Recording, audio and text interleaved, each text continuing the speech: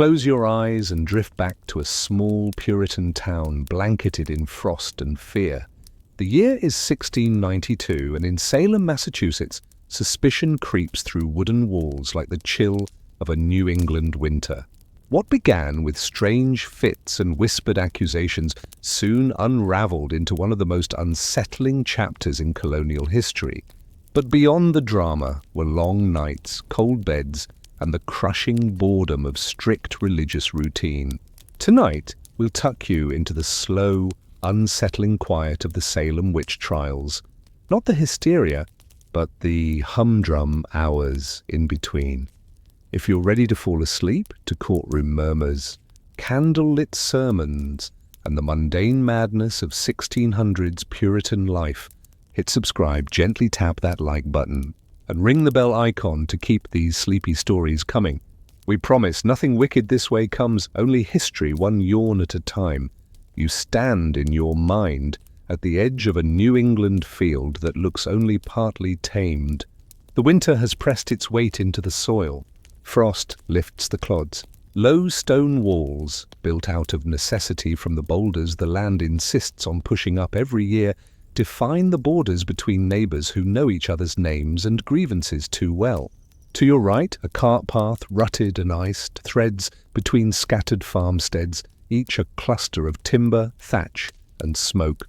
Somewhere down this path is the Salem Village Meeting House, plain and utilitarian, used for worship and all the other business of a society that imagines itself ordered in covenant under God. The village is not a town of brick and streets and inns. It is a rural parish, a satellite of Salem town by the harbour, and the distance between village and town is not merely measured in miles. It is counted in loyalties, taxes, trade routes, and the small humiliations of who sells and who buys, who commands ships and who haggles over pigs. You feel the cold as a fact of life and a metaphor. The winter of 1692 is severe, though not apocalyptic. But people are tired, and tiredness in a small community becomes a lens that enlarges the ordinary pressures of life into something heavier. Imagine your mornings beginning before dawn. A candle is lit.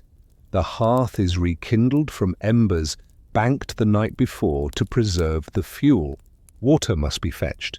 The animals, cows, pigs, hens need feeding. Bread is coarse and scarce in winter, made from what the land gave and what the household could keep.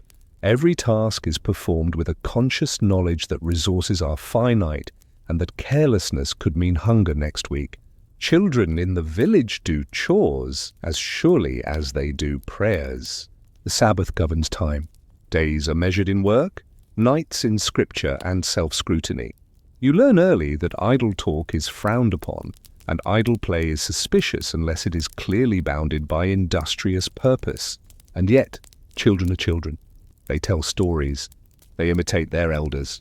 They watch for the small dramas of farm life, of neighbors arguing, of the minister's sermons gathering intensity like weather.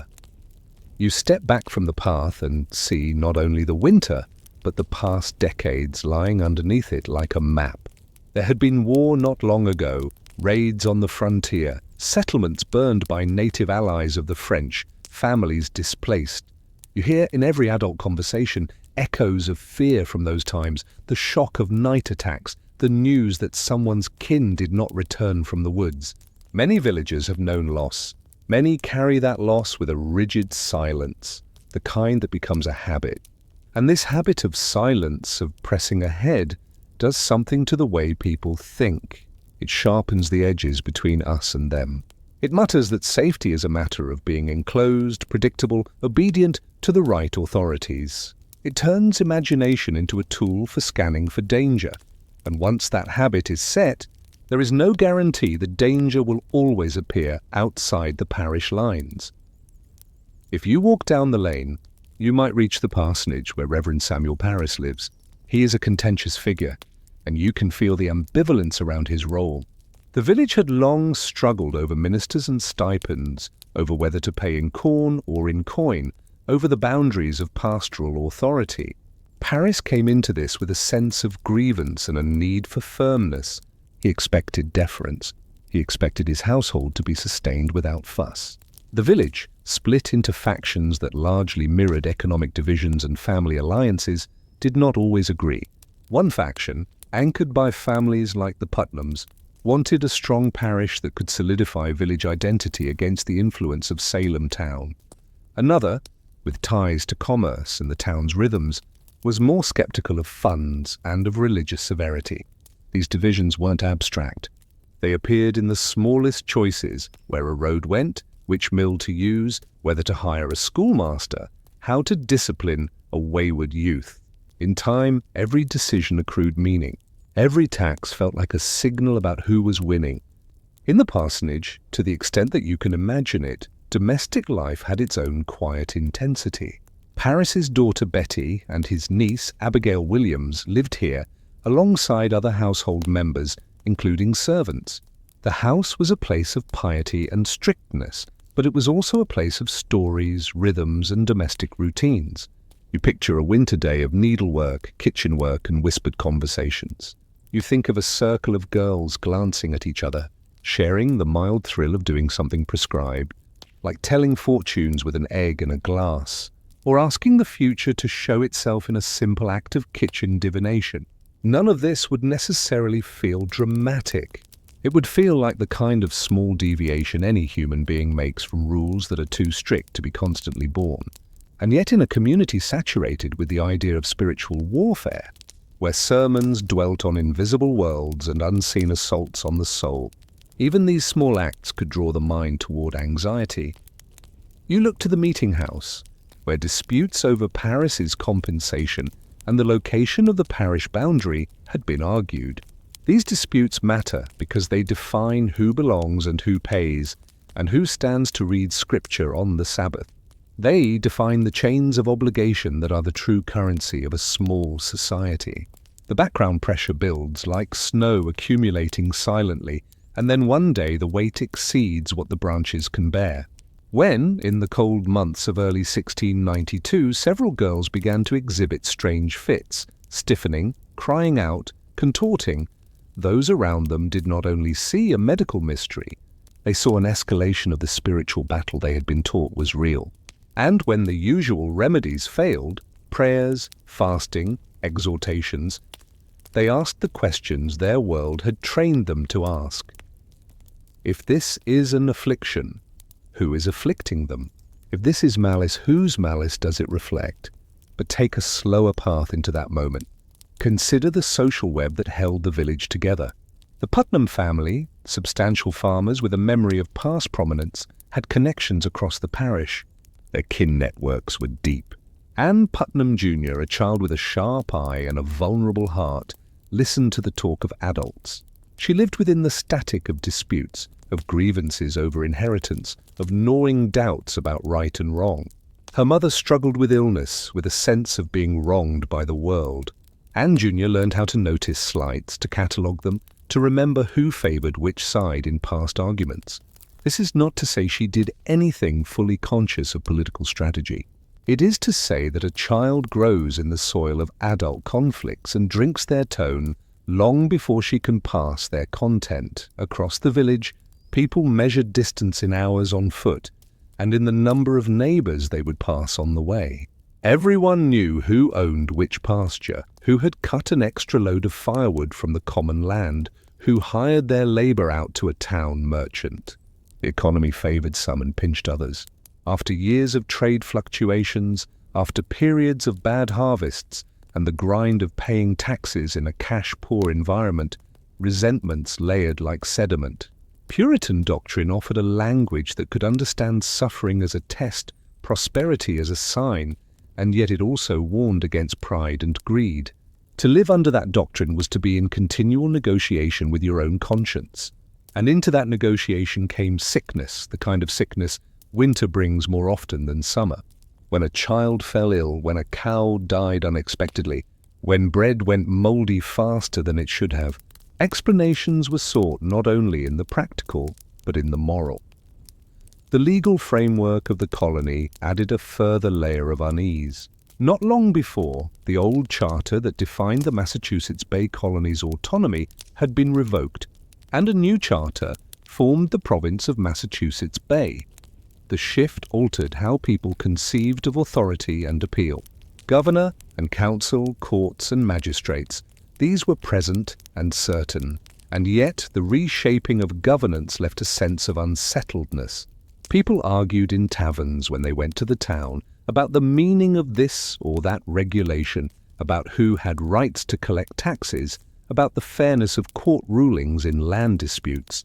You might not see the governor, but you felt the wind of politics in the way a land survey was conducted or postponed, in the way a sheriff served a writ, in the way a minister spoke with more or less confidence about the colony's stability. And then there were the roads, and the lines drawn down them in people's heads. The Porter family aligned more closely with Salem town's mercantile interests. They were pragmatic about trade, and felt that the village should cooperate rather than isolate. The Putnams favoured a stand for village autonomy and church unity under their chosen minister. Many disputes washed up against this boundary. A quarrel about where to build a new bridge could become an argument about the future of the parish. A disagreement about paying Paris's firewood stipend could become an argument about who was faithful and who was backsliding. Think of the number of times someone in your hearing used a phrase like, "It is not the money, it is the principle," while everyone knew the money mattered too. You return in your mind to the parsonage kitchen. A faint smell of smoke blends with the aroma of something boiling, the ordinary soup of winter, made of preserved vegetables and salted meat. On the table, beside the bread trencher, lie scraps of cloth from mending. You see a girl's hand pause over a needle. She is listening to a story about visions, perhaps told second-hand of someone beyond the village who saw a ghostly figure, or of a dream that seemed too vivid. The winter dims the world. Windows cloud. The circle tightens. What children do with such stories depends on the tone of the room. Tightened rules can heighten imagination. A sermon heavy with warnings about the devil's snares can make the world blaze with unseen hazards. When the girls in Salem village fell into their fits, when their bodies spoke a language they could not yet translate into calm explanation, onlookers saw a pattern they already recognized. They had been taught that affliction could be a literal attack by invisible agents. There had been cases, they said, elsewhere.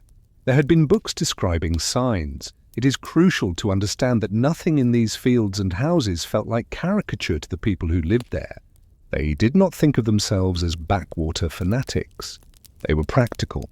They were problem solvers. They were pious to the degree their rules required. They knew how to shoe a horse, how to settle a fence line, how to season timber, how to brew beer that kept well.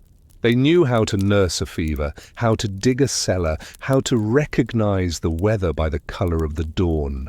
They had endured famine and fear, and they had the pride of endurance. If their theology urged them to consider the devil as an actor in daily life, that theology did not erase their pragmatic minds. It simply layered onto it like paint over wood. When something unusual occurred, the eye of faith and the mind of practice converged. If it could be fixed with a poultice, good. If it could be resolved with a property adjustment, good. But if it persisted, it entered the spiritual ledger, and names began to be associated with the problem, as surely as names get associated now with the causes of any stubborn trouble in a tight community. The drama that would follow could not have happened without this scaffolding of ordinary life. The gossip networks, the kinship maps, the grudges and alliances, the rhythms of Sabbath and marketplace, the recent memory of war, the reconfigured colony government, the hunger of winter, the prickliness over money and status, these were the lumber and nails. When historians encourage you to understand how hysteria spread, they often point to mass psychology, to suggestion, to the way a story told in one kitchen appears in the next with heightened energy. That is true, but it feels abstract. And here you are, standing in the cold, aware that life has always been an accumulation of details. You think of the cracks in the plaster of a meeting house wall, the layers of complaint in a petition about taxes, the precise wording of a sermon that stung a particular family more than another. the placement of pews that signaled hierarchy. You understand that the road to catastrophe runs through the most mundane landscapes, and so, when the first formal accusations later appear, they do not erupt in a vacuum. They arrive in a village ready to receive them, like sparks dropping into dry tinder. But even before accusation, there is the question of affliction itself, how it presented, how it gathered an audience. Attending to the afflicted girls became, for a time, a communal act.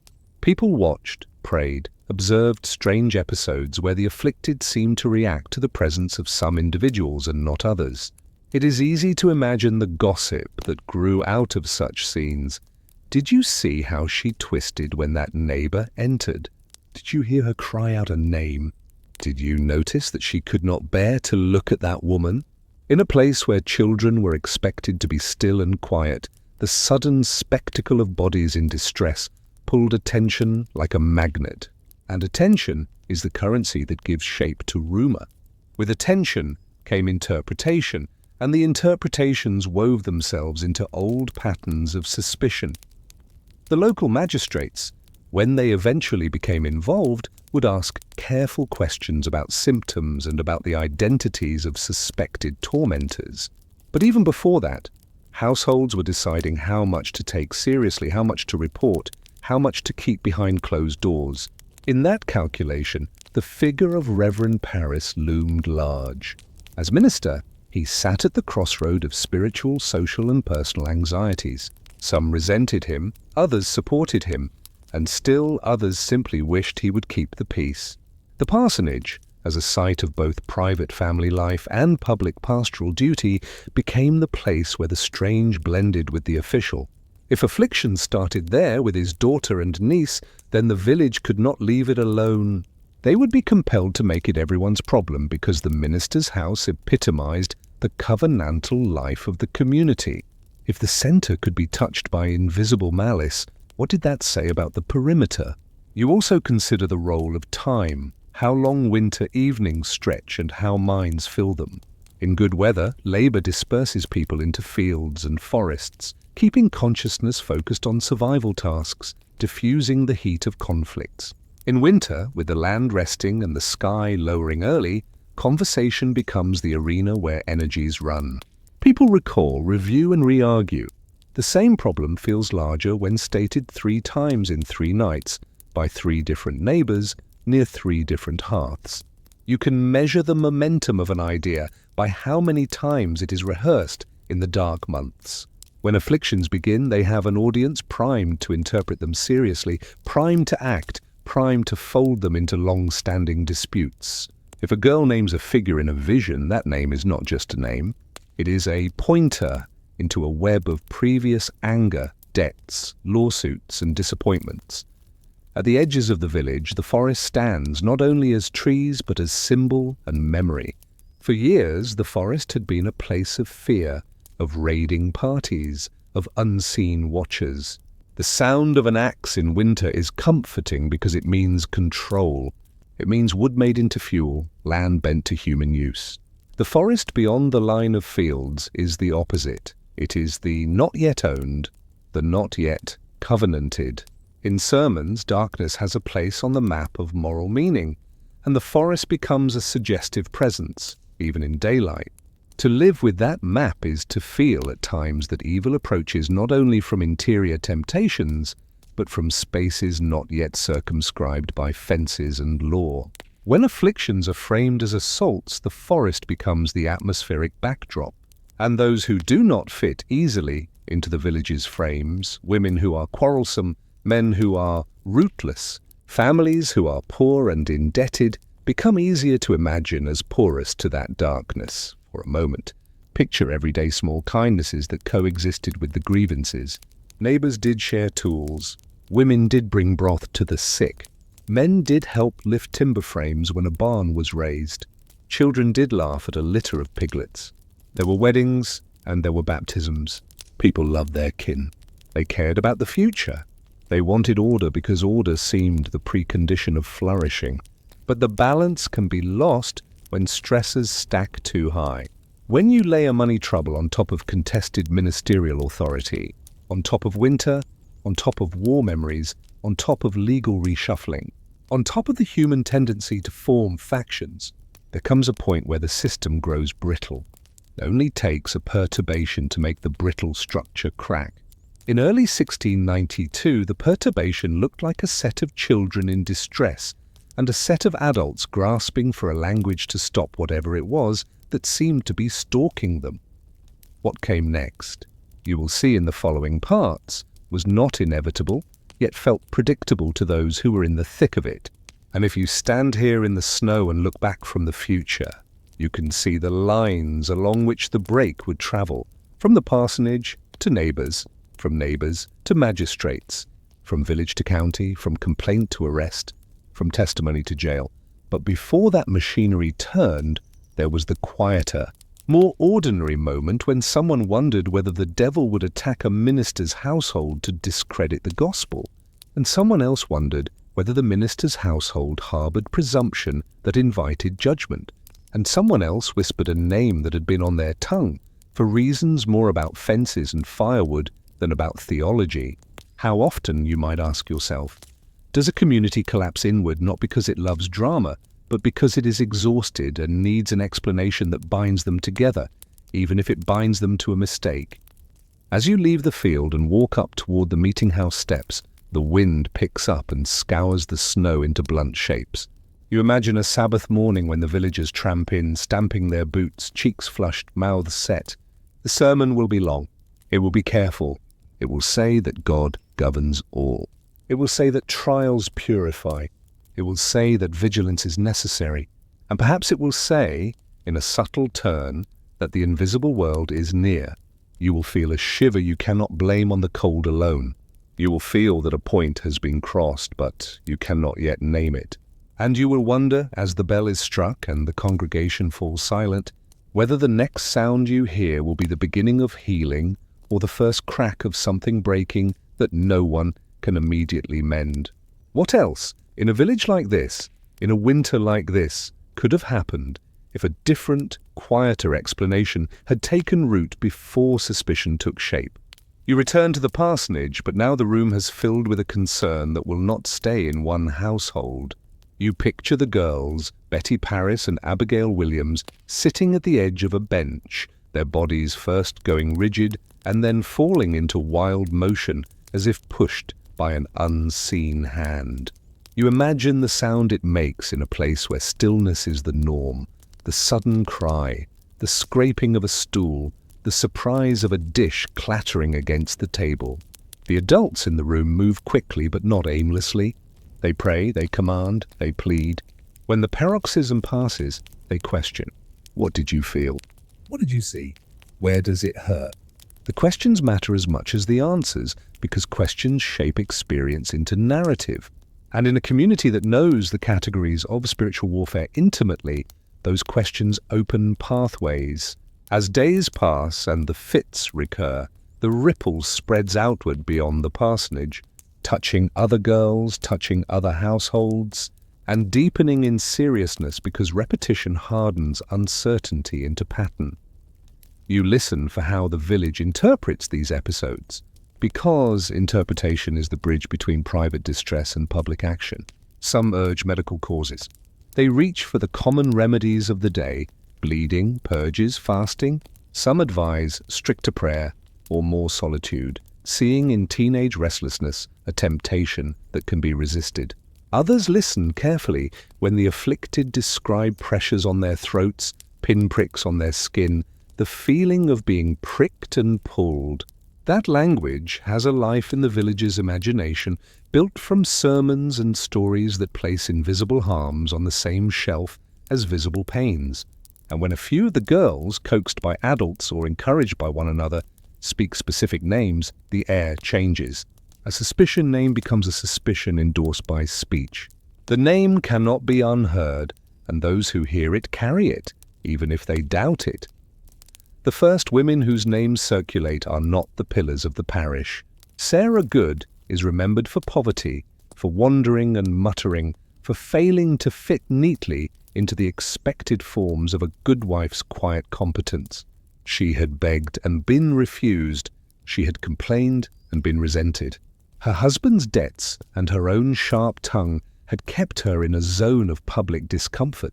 Sarah Osborne is not poor, not in the same way, but she has been tangled in a long-standing property dispute involving the Putnams, and the gossip of inheritance and rights has stuck to her name like burrs to a skirt. And then there is Tituba, an enslaved woman in the Paris household, caught at the intersection of powerlessness and proximity to the epicenter of the afflictions. Her presence in the parsonage makes her suspect by proximity. Her status makes her vulnerable by definition.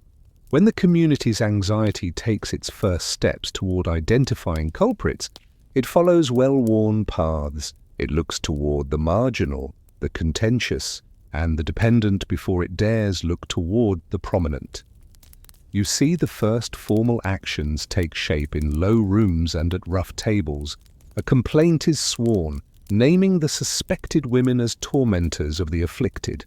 The magistrates, men like John Hathorne and Jonathan Corwin, issue warrants for examination, and the constables and the marshal, men accustomed to debt collections and boundary disputes, turn their attention to this unfamiliar labor of summoning suspected witches. The meeting house becomes a courtroom by necessity. Benches turn into forms of jurisdiction. You attend now, in your imagination, one of those examinations. The room is cold. Breath hangs in the air. The girls are present, and their reactions will be measured like instruments reading a pressure.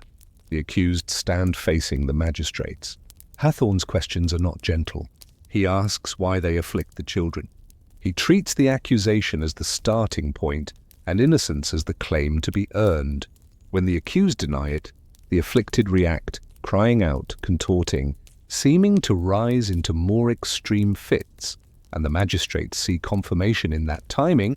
As if denial itself is the spell, you can hear the rhythm of inquiry. When Sarah Good denies, the afflicted seem to suffer.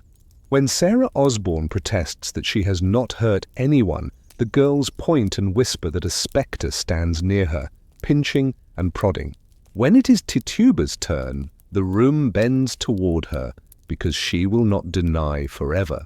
She will, after hours of pressure, begin to confess. Her words pour out, a story of small animals and tall men, of strange books and signatures, of invisible meetings that sound like parodies of the church covenant in reverse. Her confession crosses a line no one else has dared. It names a world beyond individual guilt, a conspiracy. She points beyond herself, says there are others, says there is a devil's book with multiple names written in it. That image holds the room the way a candle holds a dark corner. A book with names is a concept that any villager can understand. Lists define life here. Lists of taxes, members, births, and deaths. A book of names is weighty. It is bureaucracy turned to spiritual warfare. You study the effect of this confession in the weeks that follow. Confession in this context does not function as it might in a modern mind, purely as an admission of guilt to be followed by mercy. In Salem village, confession performs a social task. It validates the diagnostic framework being used, and it offers the court a way to separate those who can be made safe from those who must be punished. Those who confess might be spared execution if they are seen as repentant and are willing to provide information. Those who deny, that is, those who refuse the story the court is telling, pose both a legal and a spiritual challenge. They not only deny deeds, they deny the interpretive scheme. In an anxious community, the denial of the scheme can feel like a new form of aggression.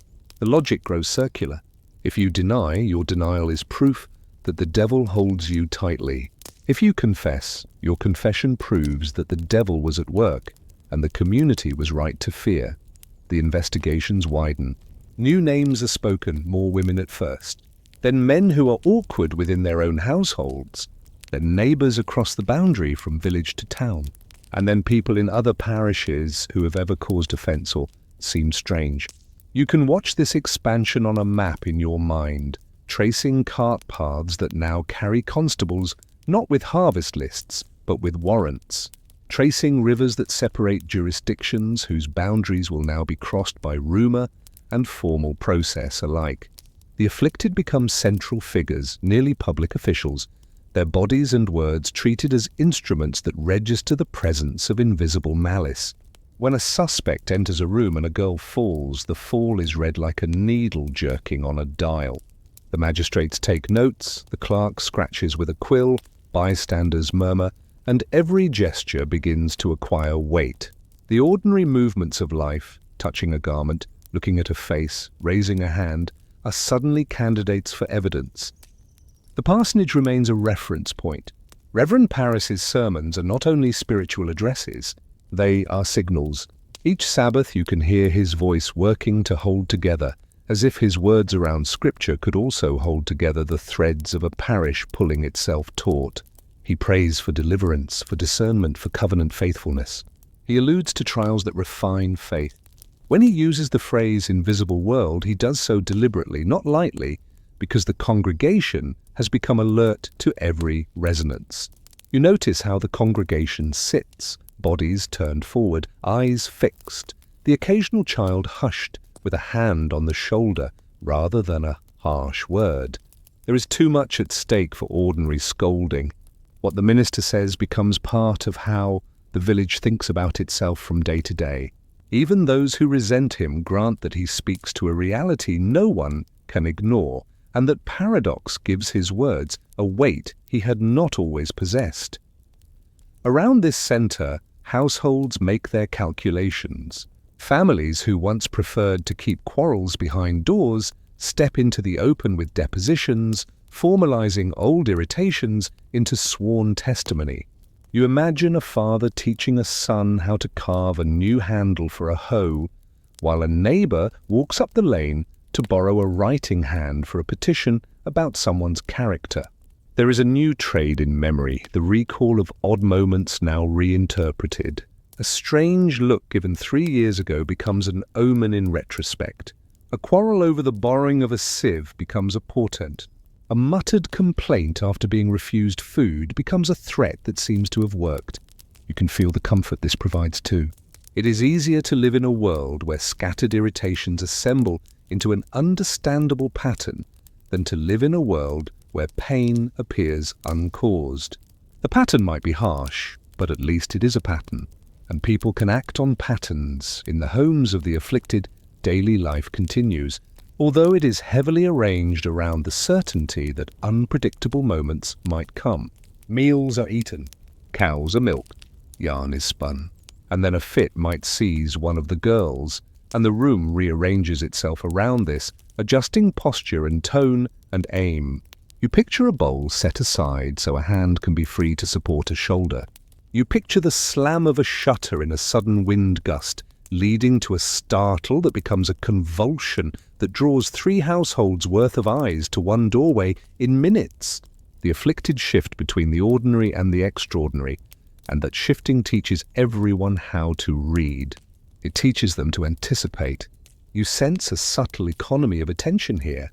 Chores performed briskly to leave room for the work of watching, listening, tending, interpreting. Meanwhile, the village's other work proceeds with an intensity that does not contradict the fear, but exists alongside it. Fences truly do need mending. Oxen do need yoking.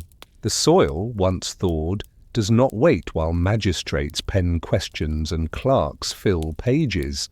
Men measure furrow depth by sight and habit, and in those minutes the fear recedes, replaced by a familiar contest with earth and weather. Women repair garments, swap patterns, experiment with a new way to make a thin stew taste more generous. Children collect kindling and learn the exactness of stacking wood so that air can do its work. The precision of everyday tasks is its own kind of prayer, a statement that life is still fundamentally about survival and care. Yet even here, you sense the inward glance. The way hands continue on their work while minds rehearse names, sequences of events, what was said to whom and when. Word comes of formal arrangements beyond the village, of a governor in Boston turning his attention to the matter, of a need to constitute a court that can do more than examine and jail. You watch how this news is absorbed. For some, it is a relief. Finally, order will be brought by men with proper authority, and this will be handled within the known channels. For others, it is a tremor. The matter will be pulled beyond the village's grasp, and outsiders will make judgments about inside matters. In the tavern, a man with a careful voice explains the difference between a magistrate's examination and a trial that can yield a sentence of death. Another man nods and then says that if the devil is at work here, he cannot be constrained to parish boundaries, and so it is right that provincial authority should consider it. These are not abstract jurisprudential debates. They are conversations about how to live together in a crisis without tearing the cloth that keeps a small society warm. You think about how authority is perceived. In a world where law is personal, literally carried by the bodies of sheriffs and constables and voiced by the words of magistrates, trust and suspicion are not easily separated from relationships. A constable who collects debts without humiliating debtors is trusted. A magistrate who listens more than he talks is respected. A minister who shows up at a sickbed is counted faithful. But when fear strains these personal connections, people begin to lean harder on the form of authority rather than the person. A warrant is a shield if it is properly worded. A writ is a social force if the seal is recognizable. The village eyes the seal and the handwriting, checks the names, and balances the dignity of paper against the weight of circumstance. They are not illiterate about power. They know how it flows and where it pools. Somewhere between the parsonage and the meeting house, an ordinary fence post rots at the base. You watch a man pry it loose with a lever and replace it, tamping earth until it is firm. He checks the line of the fence and steps back to assess. In that small act, there is a metaphor almost too neat to name. If boundary markers fail in the ground, boundaries in the mind begin to feel uncertain. The village is engaged in the replacement of psychological posts as much as wooden ones. New rules about what counts as proof, about which kinds of testimony carry weight, are being tamped into the soil of custom. These are not written as statutes in a tidy volume. They are written by repeated use in examination rooms, by the nods of magistrates, by the murmurs of bystanders who come to expect certain shapes of questioning. You understand that once such posts are set, they are hard to remove without a crew, without time, without the will to admit the previous alignment was wrong.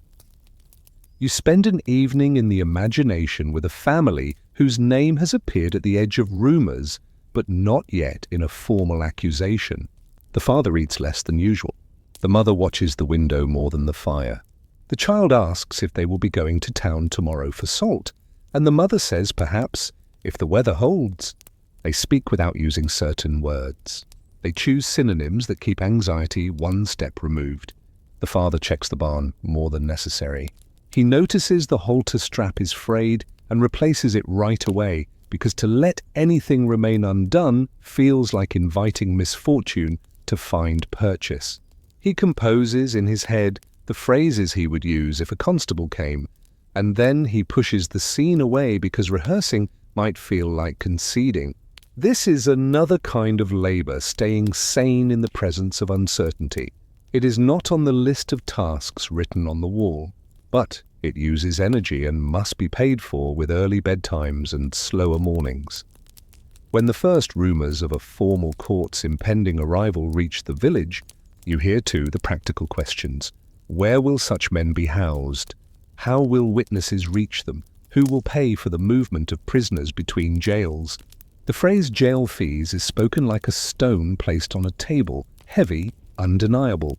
Those with kin in confinement are already selling small things, an extra blanket, a piglet, a bolt of cloth they had hoped to use for a new gown in the spring. A neighbor stops by and sets down a sack of parsnips and says nothing that presumes. He knows that charity can feel like judgment if it is not offered carefully. The economy of kindness becomes as intricate as the economy of fear. Some do not know how to accept help without feeling diminished. Others find a way to receive quietly and repay in small ways later. Cleaning a chimney, mending a shoe, lending a simple tool. In the meeting house, A plain daylight meeting is held to discuss road repairs, but the talk veers toward the unusual traffic expected if officials begin to ride in and out. A man suggests widening the cart path near the stream crossing. Another says the crossing should be shored up with new planks before the spring flood. You realize that the physical world is inevitably mixed into even the most charged social concerns. A court cannot function if a creek washes out the only practical route. A jailer's work cannot proceed if a wheel breaks in the mud. If you want to understand how communities endure crises, you look at who had the foresight to bring spare nails and who knows how to set a plank so it does not warp. It is all connected, and nothing, however dull, is unimportant in the long run. The language of repentance threads through daily speech more than before. Housewives speak of searching their hearts, men of searching their households. Self-examination is not unusual in Puritan life, but here it takes on a sharper edge. People ask whether they have tolerated sin by laxity. They ask whether they have offended God by pride or indifference. The conscience becomes a mirror that shows not only one's own face, but the possible shadows of others nearby. You can see the comfort in that too. It is more palatable to consider personal fault than to sit powerless under public danger. But this can also lead to a new kind of tension. If one believes that sin near at hand can bring communal judgment, vigilance becomes almost a civic duty.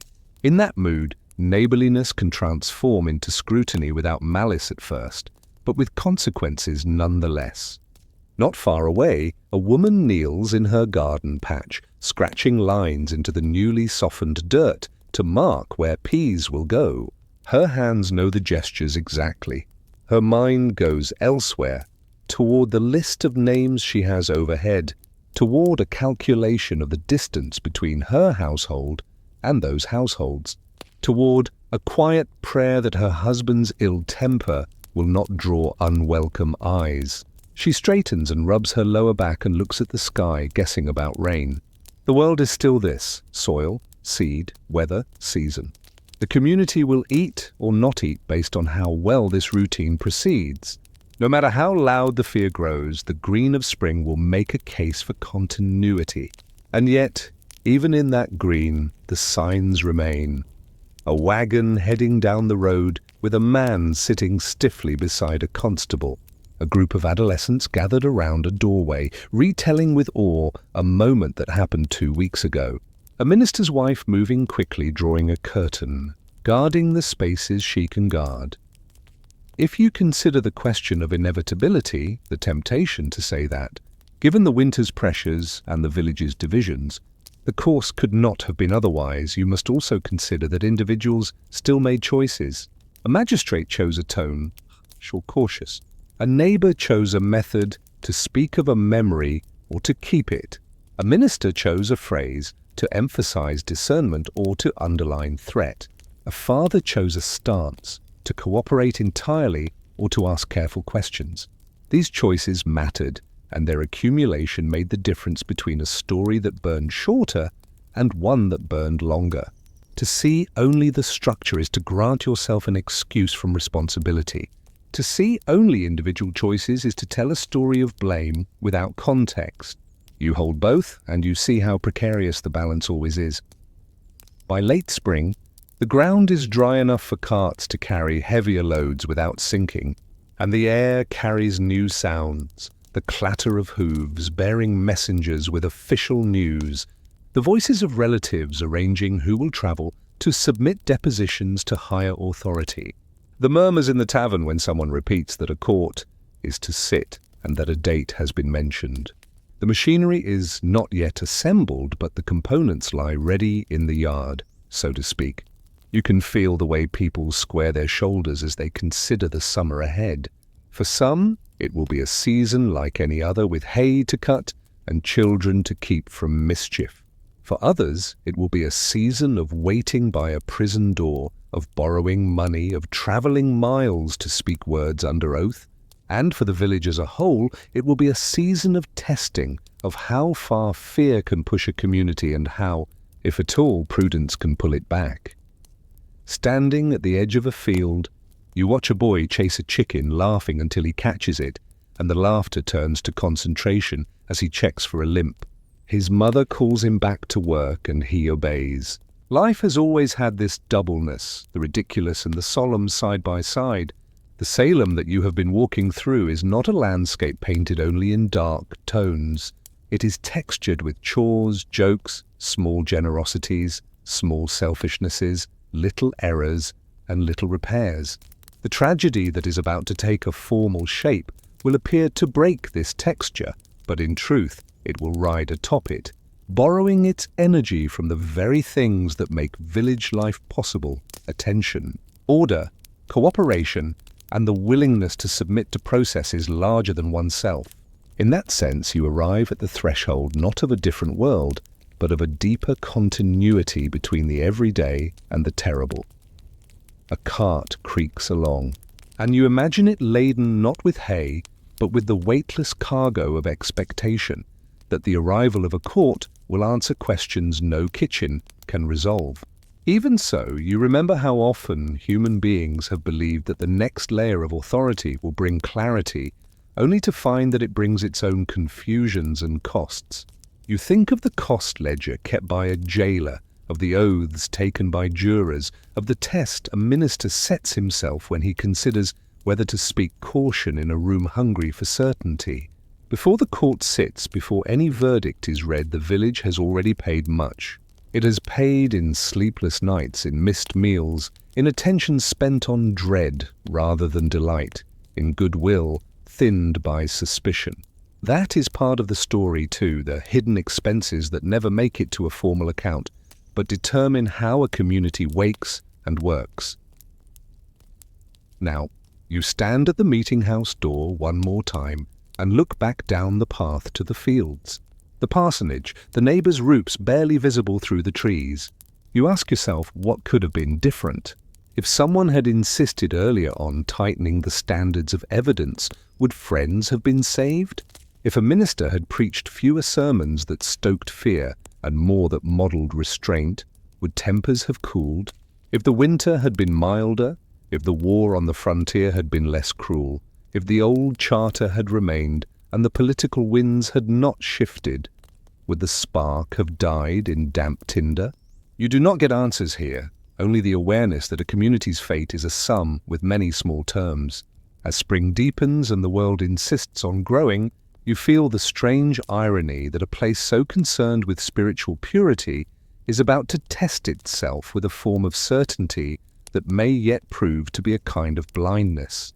And you wonder, as you step over the threshold into the plain interior of the meeting house, whether the calm of wood and light can survive what is coming, and what kind of calm will exist, if any, when summer's heat presses on minds already heated by fear. You begin this part on the road to Boston because that is where the village's story intersects with the province's structure. You picture couriers riding with the briskness of men bearing news that cannot be slow, and you hear in their hoofbeats the sound of jurisdiction assembling.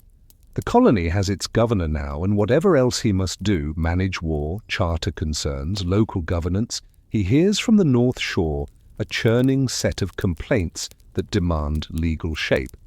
A temporary solution is arranged, and then a more formal one, a special court, with a name that feels foreign and heavy in the mouth, authorized to hear and determine.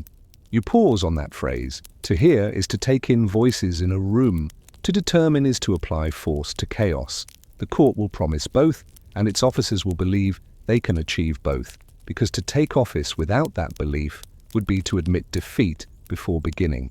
Back in Salem, the news of a court's formation arrives not as a single trumpet blast, but as a steady wind that turns weather against faces.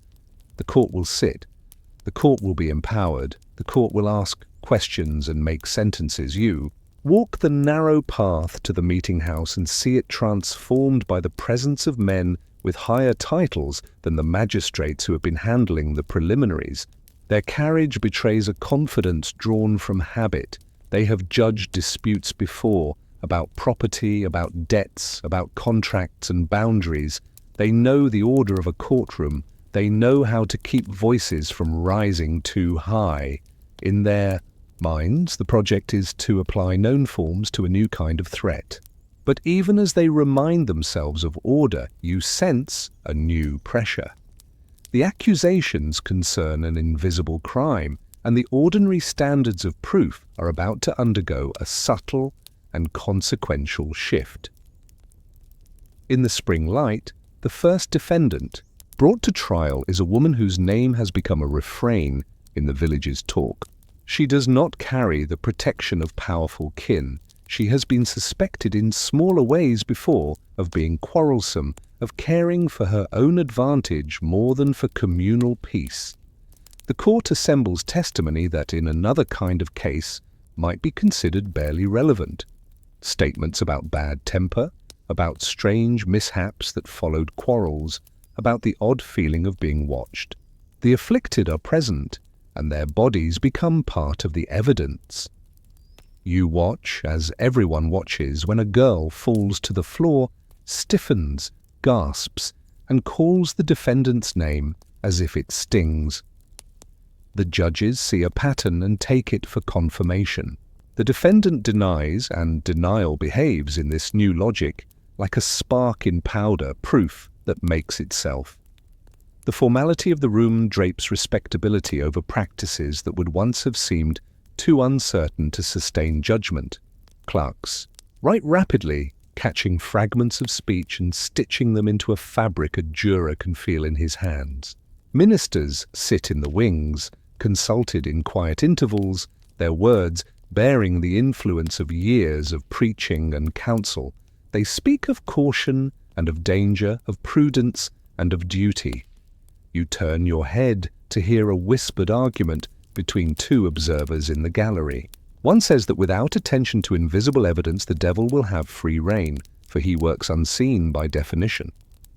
The other replies that to count the shapes of dreams and terrors as proof is to hand the devil the tools of the law, which he will use to ruin the innocent. Both arguments appeal to fear and to piety. Both ask the judges to be the kind of men who save the community from harm. The tension between them will stretch across the summer like a rope pulled by teams on either side. A jury is impaneled. It consists of men accustomed to judgments of a more concrete sort, whose ox broke a fence, whose land patent is older, whose harvest was honestly weighed. The law now asks them to consider whether a person's spectre can act without the person's consent, whether the devil can counterfeit the image of a godly person to afflict the innocent, whether the bodily reactions of the afflicted can be read like a compass needle toward guilt. The jurors come from households not unlike the defendants' households. They are not monsters. They eat stewed turnips and salt pork the way their neighbors do. They love their children. They hope to please their ministers and governors. They fear God. And because of that very ordinariness, the choices they make have the ache of humanity in them. When they return a verdict, the sound the foreman's voice makes in the room feels like a breaking stick. You follow the procedure step by step. The indictment is read. Witnesses speak in orderly turns.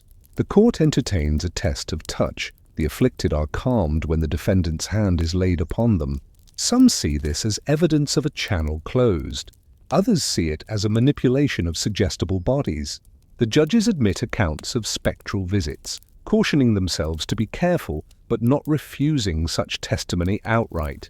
A confession from a different proceeding is read aloud, naming accomplices, and the echo of that confession increases the weight on the scale. In the end, the paper stack on the clerk's table bears more ink on one side than the other. The formal words are spoken. A sentence is pronounced. It is a heavy sentence, and yet it is delivered in a voice trained to neutrality. The court's officers are careful to be decorous, as if decorum could protect them from whatever follows. After the first condemnation, the village behaves as if a kind of proof has been established, and in the weeks that follow, more cases are prepared. The jailers grow busier. The constables carry more warrants. The families of the accused travel farther to find resources with the quiet desperation of those who have learned that hope requires errands. A man who once split his time between field and woodlot now splits it between field and courthouse, walking with a stoop that is not from age, but from the accumulation of small discouragements. The afflicted, for their part, are both exhausted and elevated. They are consulted like living meters of reality, and they feel the pressure of being believed, watched, counted on. You imagine one of them lying awake in a narrow bed, staring at a low ceiling, asking God to show her truthfully, begging to be spared the torment and the responsibility, drifting into dreams where faces warp and hands clutch, waking with a scream that brings the household running again. The ministers who sit near the proceedings are not of a single mind. Some warn in sermons and in private counsel, that invisible phenomena must not become the staple of conviction. That better a guilty person go free than an innocent be condemned on the strength of what cannot be corroborated. Others emphasize that the devil is most dangerous when he makes himself respectable, when he hides in the households of those who look like everyone else. The judges hear both and continue with the process they have set in motion. You sense their own desire not to be found timid in a crisis. They do not wish to be the men who failed to act while the devils supposedly danced. And so their caution is a complicated thing. Part instinct for fairness, part fear of error, part fear of moral failure in a time when moral failure seems to have public consequences. As the court convenes and adjourns, your attention keeps drifting to the spaces between sessions, those hours when people gather under trees or at tavern benches to rehash the day's words. Here, the rules of the new evidence base are practiced in miniature. A woman tells her neighbor that she dreamed of a cat sitting on her chest and woke with scratches she cannot account for. A man says he saw a shadow in his barn at noon, and when he turned to look, his vision blurred. In another year, such reports might elicit a shrug and a joke. In this year, they are entered informally into a cultural ledger that makes further accusation seem reasonable. And beyond these stories, the economics of the crisis harden. Jailers extend credit where they can, but their ledgers must balance. A prisoner without means is not merely pitied, but becomes an unsolved problem for a system without a budget for mercy. You visit in your mind the room where the judges confer privately. Papers lie in stacks labeled by hand, names, dates, places. A judge runs a finger along the edge of a page as if smoothing it could smooth what it says. Another judge closes his eyes for a moment and lets the murmurs of the hallway seep in, then opens them to ask a colleague whether a particular deposition should be read again. They speak of the community's safety, of the governor's expectations, of the need to avoid both gullibility and rigidity. They resemble any set of conscientious officials in a time of stress, anchored by their sense of duty and threatened by the limits of their own categories. They are not villains in their own minds. They are problem solvers tasked with a problem whose boundary lines will not stay still. The first execution arrives on the calendar like a mark of punctuation no one wants to write but cannot erase. The day dawns as other days do. The work of feeding animals and tending children does not pause, but a line of watchers gathers along a route, and a place is prepared where the sentence will be carried out. You stand at a distance in your imagining, not out of squeamishness, but to see the whole, the wooden structure, the rope, the faces, some set in approval, some pained, some blank, with the kinds of silence people adopt when they cannot reconcile what they are seeing with what they believe about the world. After, those who must wash and carry out tasks do so with deliberate care because decency is the only thing they can control. The judges return to their papers. The ministers say words designed to place a shield between the event and despair. The afflicted sleep badly. The neighbors count the weeks until the next session. The habits of a court continue, and the pattern is now established enough to reproduce itself. In the wake of this, you begin to notice a new rhythm in the accusations.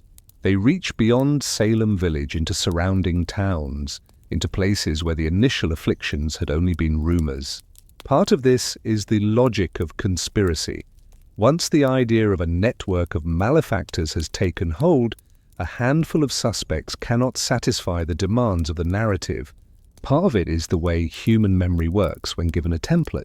Strange old stories are refreshed and made relevant. Grievances hitch rides on the wagon of moral panic. None of this needs to be cynical or calculated. It can be the natural, half-conscious process by which people make meaning in times of fear. But its consequence is stark. More names, more warrants, more jail cells filled, more families hovering at the edge of ruin. You move with your attention between courtroom and kitchen, between the gallows and the garden, and you start to see how the machinery of accusation is not only legal but social. It runs on fuel that every household provides: attention, retelling, moral certainty, desire for control. The law provides the frame, the names at the top of documents, the seals, the scheduled sessions. Villagers provide the content, the texture, the force that pushes cases along. This is how cultures always operate in a crisis. You realize no one person makes the thing happen. Many small hands turn a wheel that few could see in full.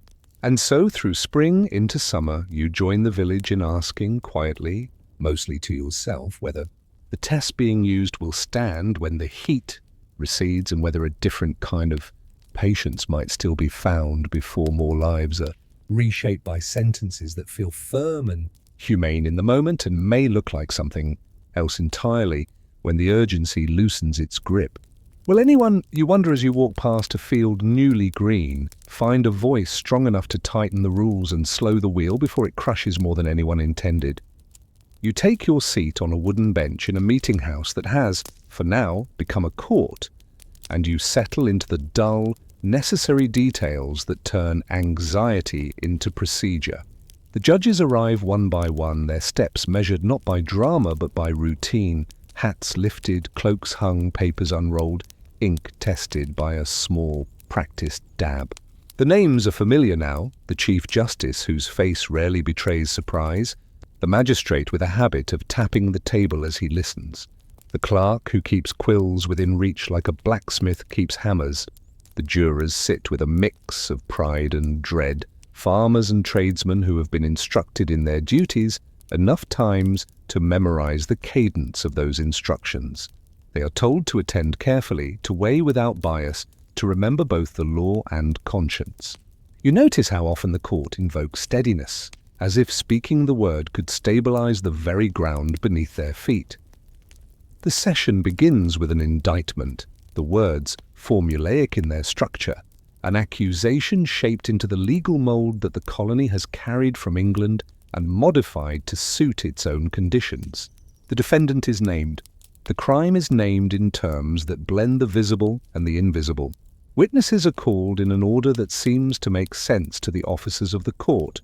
First, those who can place the defendant in particular moments of conflict, then those who recall quarrels and ill wishes, then the afflicted whose bodies will become the strongest evidence, and finally, those who claim to have heard confession or to have received indirect knowledge of the invisible compact that is said to undergird malice. Each witness stands, speaks, steps back. The rhythm is almost liturgical, a call and response intended to yield a truth that both satisfies the law's hunger for clarity and the community's hunger for safety. You watch a deposition being read aloud, its words copied with care in a clerk's tidy hand. It recounts a quarrel over pigs, a muttered curse, a child's illness, a string of small misfortunes layered like shingles on a roof. You have heard this before in other forms, but here it is presented as a chain, one link gripping the next, and it asks to be taken as a whole.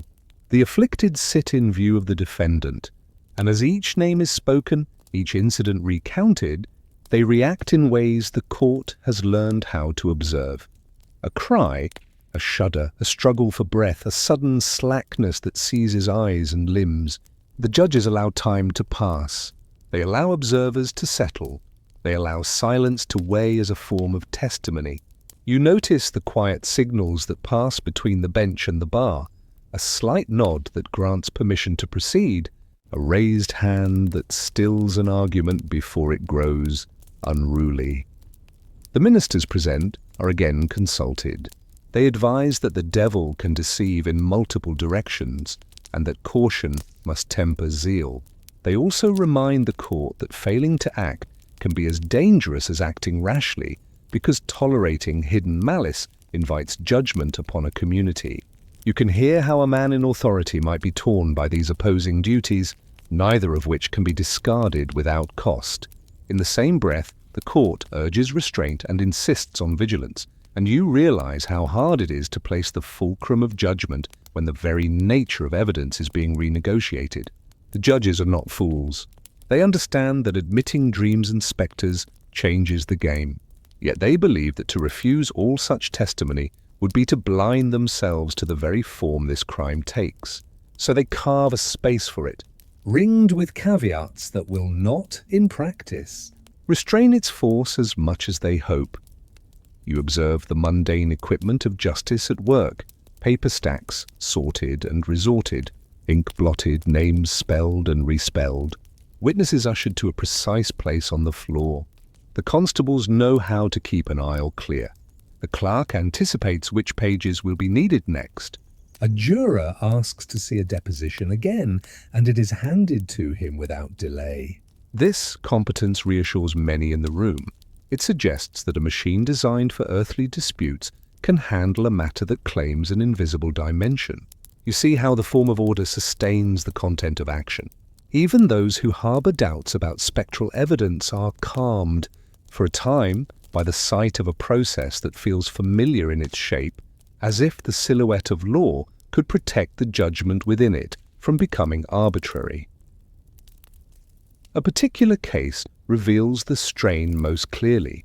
A respected woman is accused on the strength of afflicted testimony that describes her spectre striking and pinching, appearing where her body could not have been. Neighbors speak on her behalf, attesting to a life of decency and labor, to kindnesses extended in times of illness and harvest. The court listens to both, and on another day, in another matter, the word of neighbors might prevail, but the afflicted rise and convulse, and the room leans toward their bodies as toward a compass that has become the village's instrument for reading danger. A touch test is allowed. When the accused places her hand upon an afflicted girl, the fit stops and the room murmurs. For some, this is proof of contact between witch and victim. For others, it is no more than the power of attention, the body responding to expectation. The court chooses a reading because it must, and the reading chosen sets a precedent that will be less and less questioned with each repetition. Beyond the walls where law is performed, the logistics that make law possible unfold in repetitive transactions.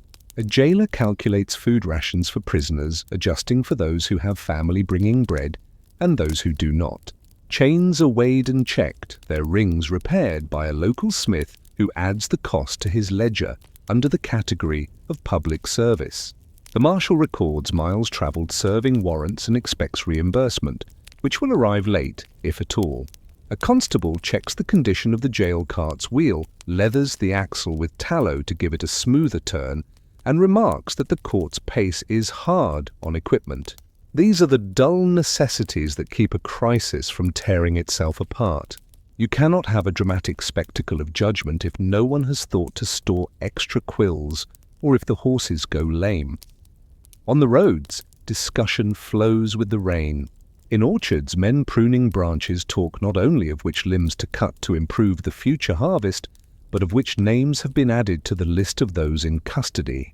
In kitchens, women, counting cups of flour, talk not only of whether the biscuits will stretch to feed the extra pair of hands that helped with the laundry, but whether new accusations have reached across river and town boundary.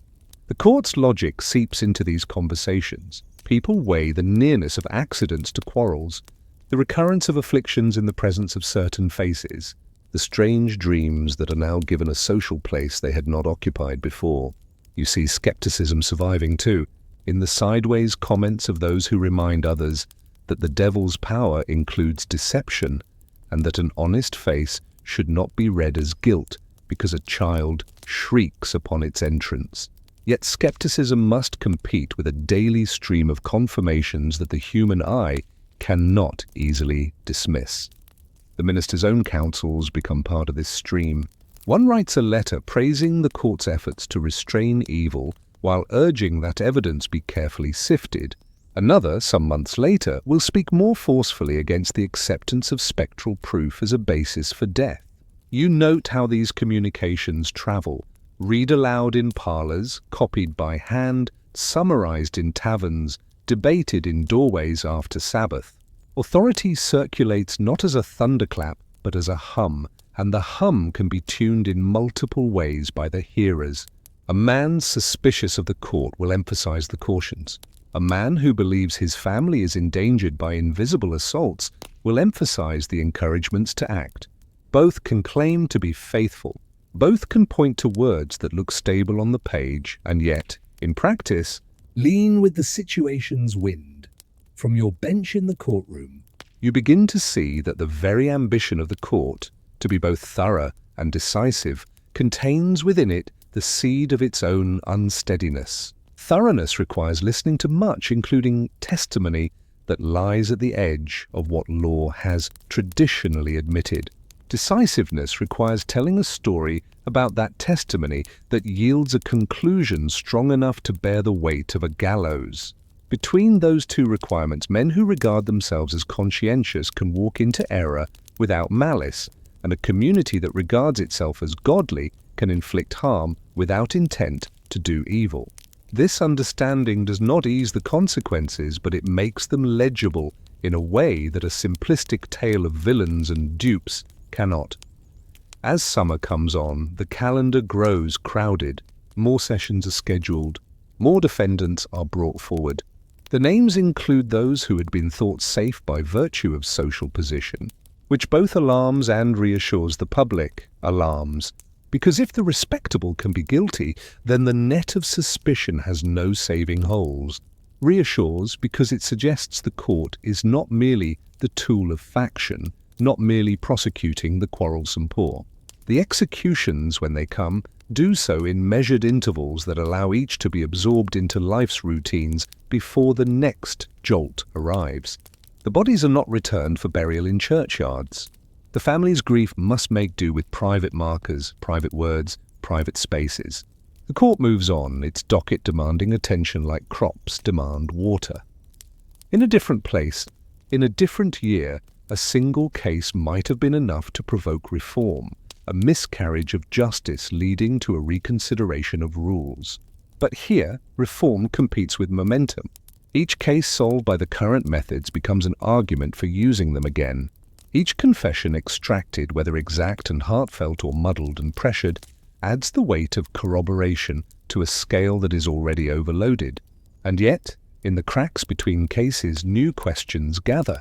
A prominent man, learned and skeptical in his own way, asks whether Satan can truly commandeer the spectre of an innocent person. A minister insists that such a thing must be considered, lest the devil be given too much opportunity to mislead. A judge nods, pens a note in the margin of his own thinking, and carries on. The steps leading from accusation to sentence are by now so well practiced that you can anticipate them. The affidavit, the warrant, the examination, the deposition, the indictment, the empaneling of a jury, the rehearsing of evidence, the uneasy interlude while the jury considers, and the return that stiffens backs and sets mouths in hard lines for a moment. The human cost of this rhythm is recorded not only in the official ledger, but in the domestic calculus of families whose strength is measured in stored food, in the condition of fences, in the soundness of roofs, in the number of hands that can lift and bend. A household missing one adult for a month of summer work is a household that will pay in winter.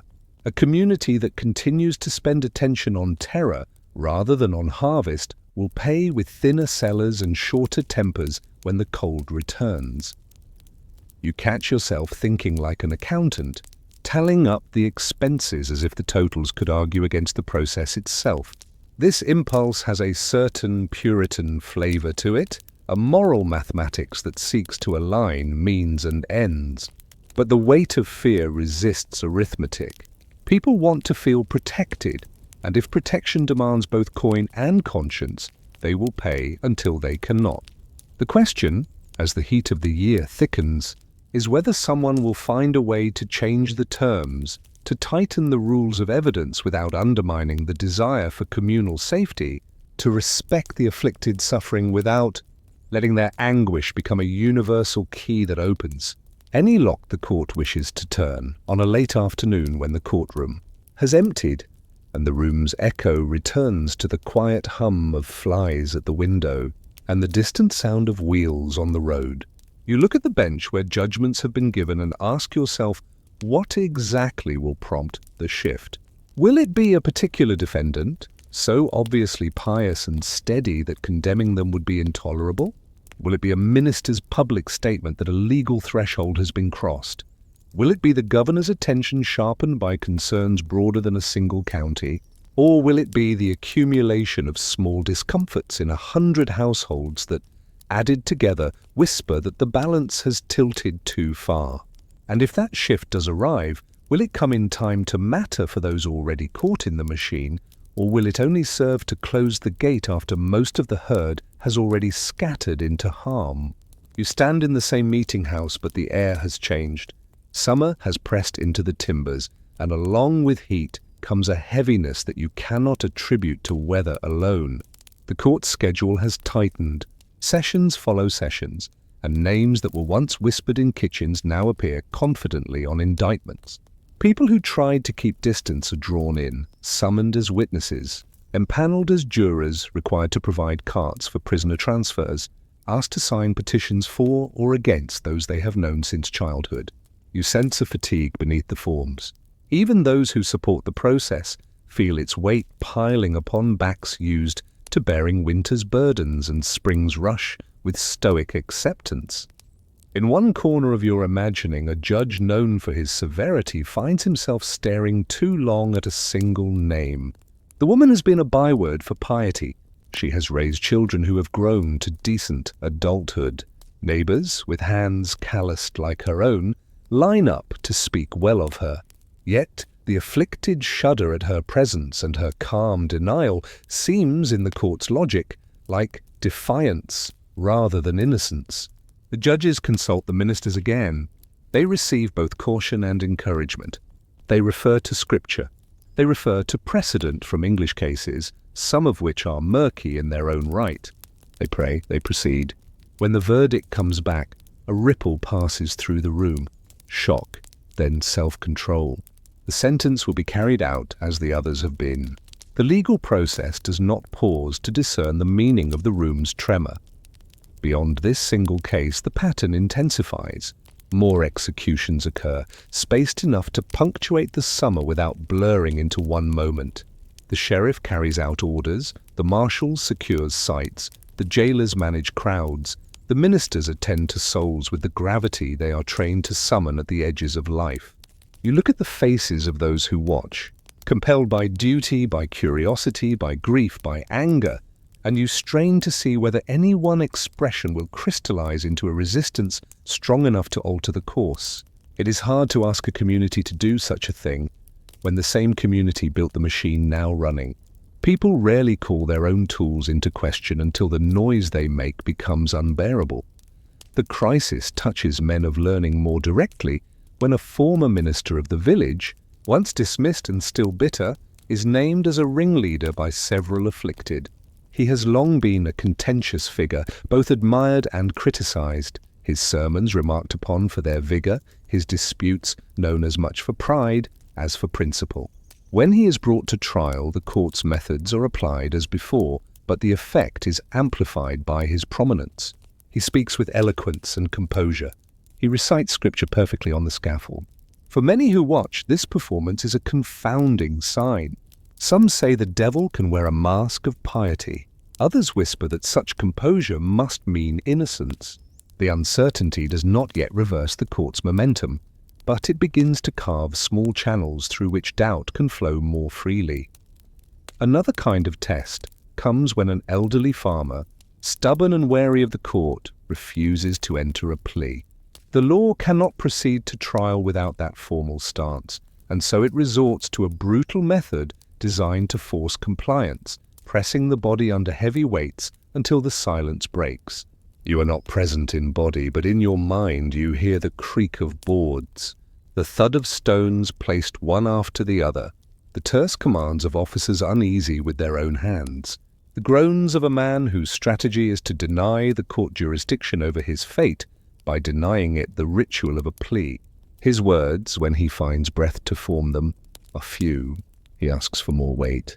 The stubbornness of his action makes a mark that will not fade quickly, not because it is romantic, but because it is so stark in its refusal to join the process that has captured so many others. He dies under the stones.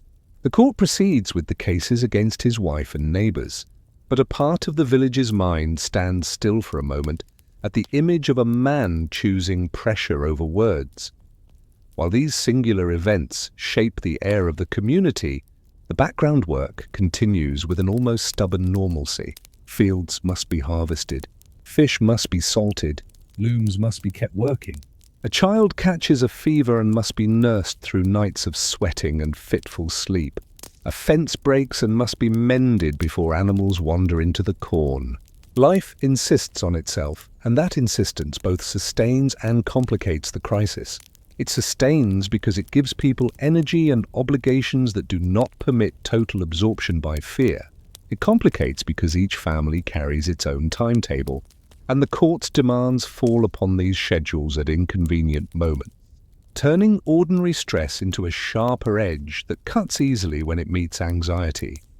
The legal landscape begins to tilt subtly as higher authorities take sharper notice.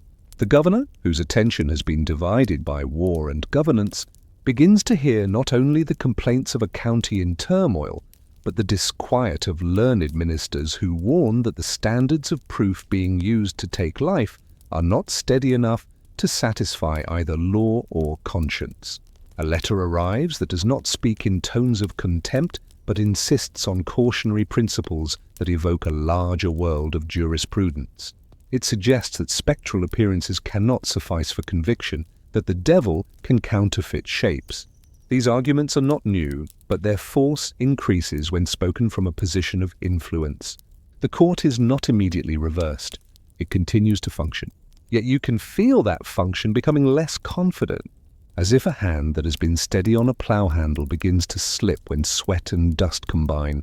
Inside households, the pressure to confess remains steady, and confessions continue to come, some detailed, some rambling, some clearly shaped by leading questions. Often they name others. The effect is that the web of complicity grows, and the logic of sifting truth from falsehood becomes ever more tangled. Those who confess sometimes are spared execution, placed under a different kind of watch, while those who deny are often the ones who climb the scaffold. This inversion, mercy for the self-accused and death for the steadfast, creates an ethic that some find difficult to square with the colony's ideals. A few begin to wonder whether the court's methods reward the wrong virtue, whether endurance under accusation is being punished more harshly than guilt professed. Such concerns, whispered now, will later be voiced more openly. As the leaves begin to show the first hints of change, one more execution day passes, heavy with the cumulative sorrow of a long summer. The prosecutors have mastered their roles. The defenders, few and constrained by rules and norms, do what they can. Ministers climb scaffolds to offer final prayers. The sheriff does his job. The afflicted survive, though their lives are not made easier by the attention they receive. No one here feels triumphant. Even those who believe the village and county have been saved from a hidden peril carry the solemnity that comes with watching neighbours die under the seal of the colony. The question that has been forming in low rooms seems to gather at the roof beams. Has the court done enough, or has it done too much? A change comes suddenly in the form of a halt. The governor dissolves the special court and arranges for a new court, a more regular body, to take up the remainder of the cases under different guidance. The declaration is couched in language that praises the efforts made while acknowledging the need for better rules. The immediate effect is practical. Scheduled trials are paused, prisoners remain in jail, families wait with a new kind of impatience produced by uncertainty. But the deeper effect is moral.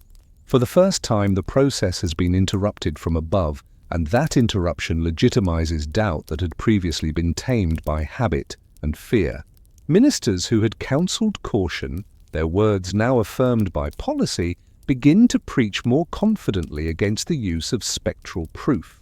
Judges who had presided over the summer's work find themselves recalibrating, explaining, defending, or silently reassessing.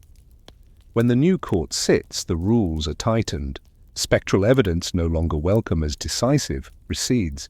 The same men who had been quick to read bodily convulsions as reliable now look for tangible signs. Without the old staples of proof, juries hesitate. Acquittals increase. Indictments are dismissed. The afflicted, whatever else their suffering has been, lose their status as instruments of detection. You can feel the social repositioning that this entails. Some are relieved, feeling as if a fever has broken. Others are bereft, unsure how to interpret their experiences now that the law no longer reads their bodies as texts to be cited. A few prisoners are released. Others wait as the machinery of mercy cranks slowly through the residual cases.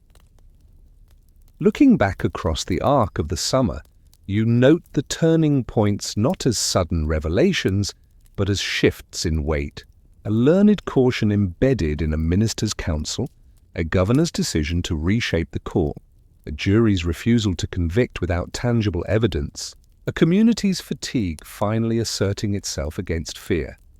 These are the understated levers that pry a society away from a practice it has come to rely on. There is no single triumphant speech, no dramatic scene that corrects all errors in a moment. There is instead the awkward process of a community teaching itself under pressure to be more suspicious of the very kinds of testimony it had found most compelling. The law learns by doing and unlearning, which is never graceful. The jails do not empty overnight. The debts incurred by prisoners do not evaporate. The families of the dead are not suddenly comforted by policy change. Yet autumn brings a different cadence, fewer trials, more releases, a sense that the worst may be past.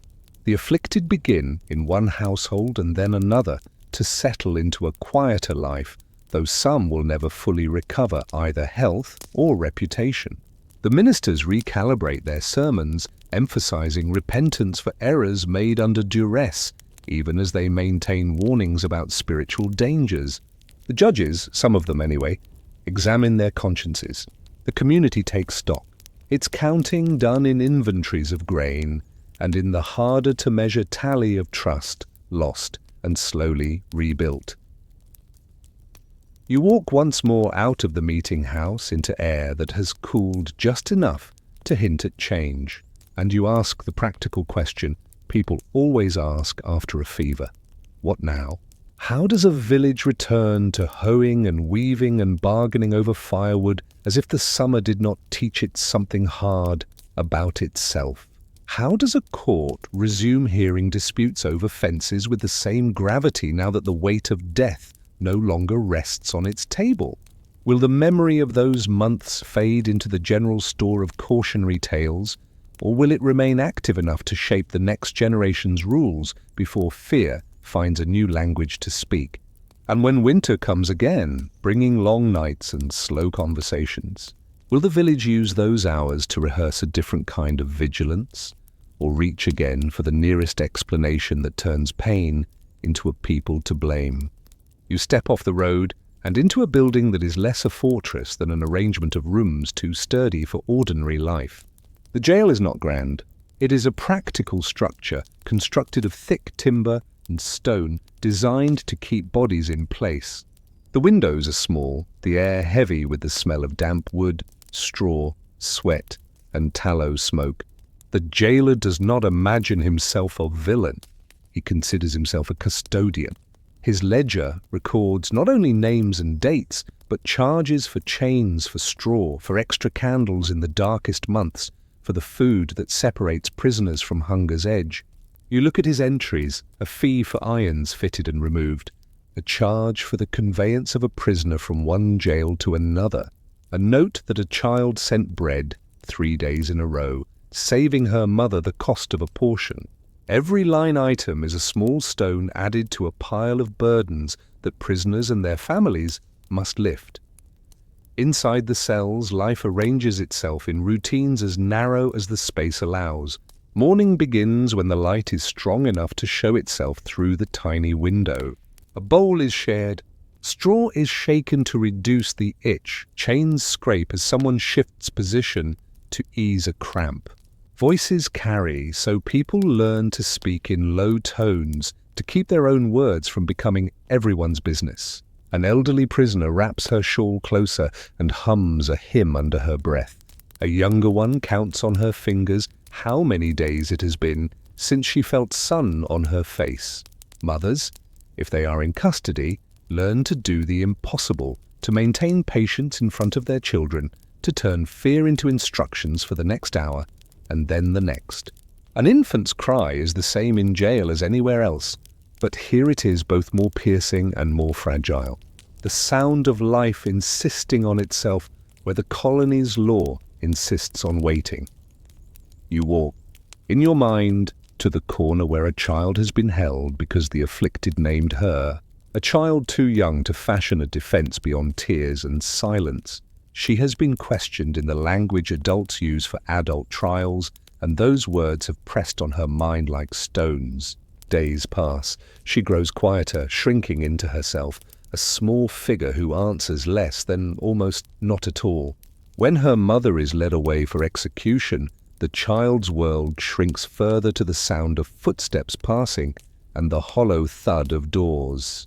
The jailer, who has daughters of his own, leaves an extra crust of bread when he can without being noticed by those who would criticize kindness as inconsistency.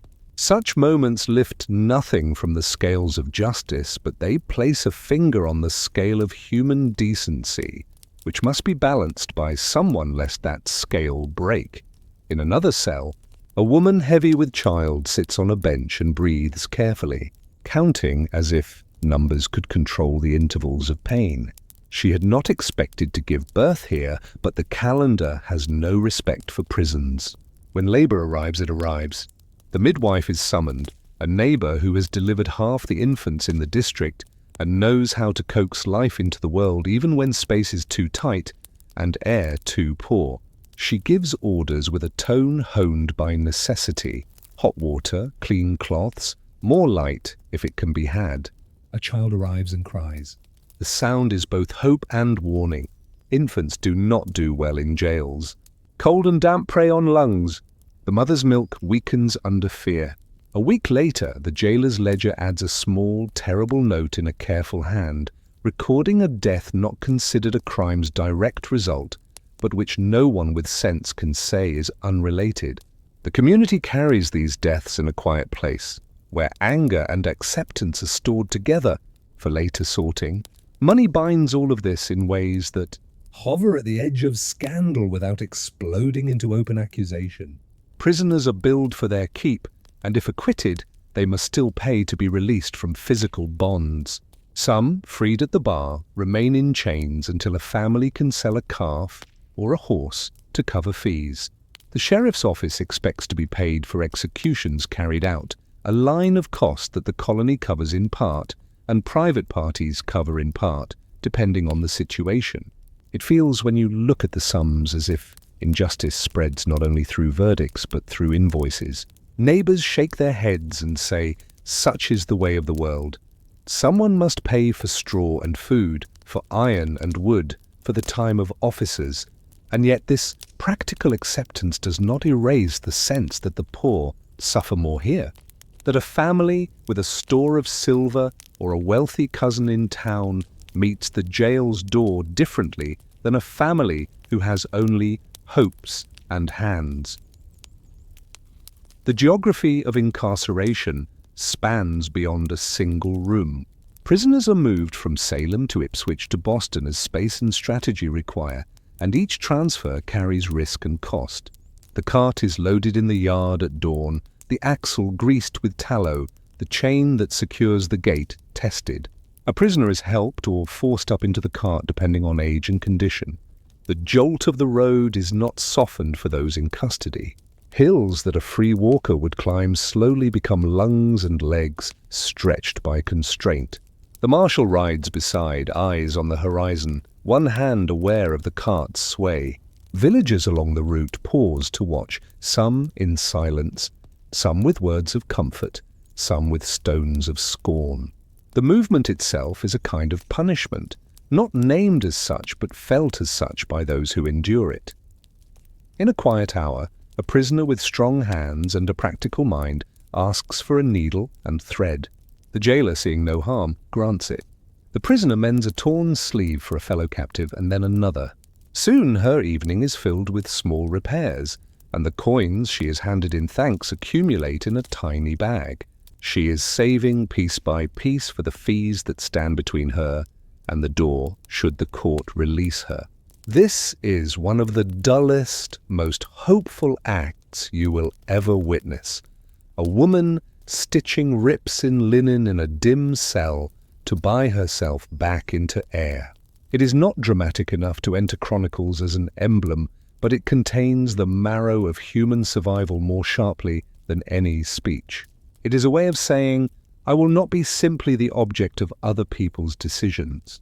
I will prepare for the possibility that I may need to carry myself from this place without charity. The jailer watches and says nothing, both because it is permissible and because he understands more than he will admit about being caught within systems not of his own making.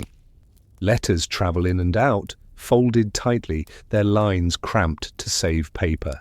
A husband writes to ministers asking for intervention, describing conditions, pleading that the standards of evidence be raised so that his wife might come home.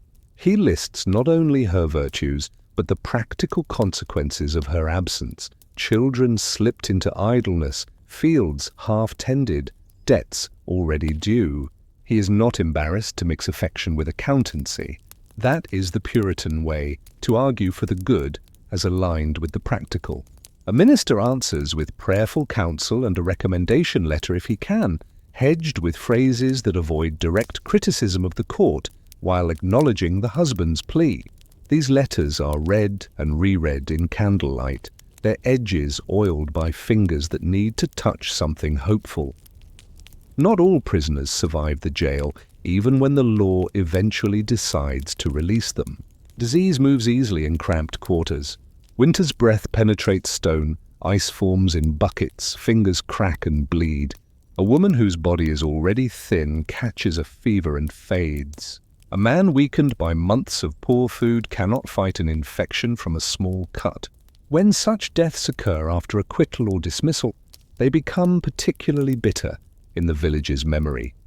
Victories on paper that do not return labor to a household, that do not put bread back on a table, that do not warm a bed gone cold. The notion of redress begins here, in the realization that the law can declare a person free without making them whole. In kitchens and barns, people reorganize their lives around absence. A son takes on his mother's tasks and learns to churn butter. A daughter tries to harness a team and is thrown, then tries again and manages it, her pride softened by the plain knowledge that she would prefer her father home instead. Neighbors choose, each in their own household council, how much to help. Some give generously, hiding their gifts in gestures that let recipients keep their dignity. Others draw back, afraid that proximity to those accused will stain them if the wheel of suspicion turns again. The map of social ties alters in these months. Some bonds strengthen hardened by heat. Some fray, strained by the fear that charity might be read as sympathy with evil. Meanwhile, the afflicted continue to suffer in their homes, even as the law begins to reconsider their role. They are not simply tools. They are people whose bodies have borne attention to a degree that human bodies do not long endure without cost. One girl, once the center of circles of concern, begins to quiet as the court's reliance on her reactions decreases. She is not sure whether to feel relief or abandonment. Another, older now by months that feel like years, looks back at the summer's heat and finds that she cannot understand fully who she was when the fits came and names poured out of her mouth like water from a split barrel. They too must live in the shadow of the jail, for the shadow is not cast only by walls and chains. It is cast by memory and by the shifting standards of a community's belief. The jailers are not immune to the accumulation of small griefs. A man who has carried keys for years finds that sleep eludes him after the pressing of the farmer who would not plead. He hears stones and breath in his dreams and wakes with a start. He has done his duty, he tells himself, as the colony defines it, but his bones carry the story in a more stubborn ledger than any kept on a table. He does his rounds with the same care. He treats prisoners with the same rough fairness. He writes up his charges without the flourish of a man who enjoys his work. He knows that his name will not enter the large histories, and he is content with that. He would prefer, in fact, to be forgotten. What he cannot forget is the taste of summer dust on the day the cart wheels rolled toward the place of execution, the way the wheel hit a rut and jumped, the way a small stone skittered into the brush and made a sound too loud in his mind for such a small thing. When the special court is dissolved and the new court sits with stricter rules, the jail's routines begin to falter in a different way. Prisoners are released who cannot immediately walk free because the fees remain. Families scramble. Neighbors sign sureties. Ministers intercede to persuade jailers to relax their claims for a week while money is raised. A few well-placed men offer to front sums, hoping to be repaid over time. One woman, whose husband died in custody, returns to a home she no longer recognizes as entirely hers. Debts have rearranged her living space as surely as a storm would have. Chests moved, a cow sold, a spinning wheel pawned. She sits by the fire, listens to the familiar creak of the house, and decides to begin where she can, by sweeping, by baking, by calling her children back into a pace that does not forget the dead, but refuses to live in the jail's time any longer. You stand in the jail yard at dusk, the low sun turning the world the color of old brass, and you think about how history often remembers scaffolds and edicts and forgets the rooms where straw is laid and soup ladled into bowls. But the shape of a community's soul is revealed as much by how it handles the slow grind of confinement as by how it handles the drama of trials. The jail is where policies in the air turn into weight on a body, where arguments about evidence become coughs that keep a neighbor awake, where the line between wickedness and misfortune blurs under conditions that do not favor fine distinctions. When the gates finally open for the last prisoners, when the sheriff's ledger finally closes on that season, when the judges ride home and the ministers turn to other texts, the jail remains for a while as a place where the air does not clear as quickly as it does elsewhere. And you ask, as you leave the yard and rejoin the road, whether any community can ever fully make right what a jail requires in times of fear, or whether the best that can be done is to remember long enough to hesitate next time before filling those rooms again. You linger in the jail's dim passageway and let your eyes adjust to the half-light that turns faces into soft shapes and wooden beams into darker verticals. In this close air, the crisis takes on its most persistent form, not the roar of a crowd or the sudden hush of a verdict, but the slow accounting of days that look almost identical. For the prisoners, time is counted differently. It is not measured in the length of a sermon or the season's progress across the fields. It is measured in how quickly the straw grows sour, in the spacing of footsteps past a door, in the frequency with which a bowl arrives with something warm. For those whose names had been spoken in meetings and scrawled on warrants, this is the place where those spoken words became a physical climate. And for those outside these walls, family life takes its cues from jail time, even if they still wake and sleep at home. A day starts with the jailer's key in the lock, a sound that comes to substitute for bird song. He brings a pail of water and a ladle, measures out what the day can spare, and moves on. In one corner, a mother braids her hair with fingers that tremble more from lack of nourishment than from fear. Her child imitates the gesture without hair, long enough to justify the braid. A private game that performs normal life in a place where normal life has been abbreviated and diminished.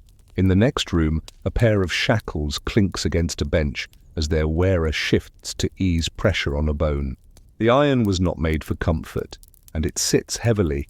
The jailer knows that wrists bruise and legs swell, and his ledger includes the cost of occasional adjustments by a smith who has learned the difference between tightening enough to satisfy orders and not tightening so much that infection and gangrene become additional charges against conscience. There is not much privacy to be bought even with silence. Voices travel through timber, meaning that people can hear a stranger's night terrors as easily as a neighbor's whispered prayer.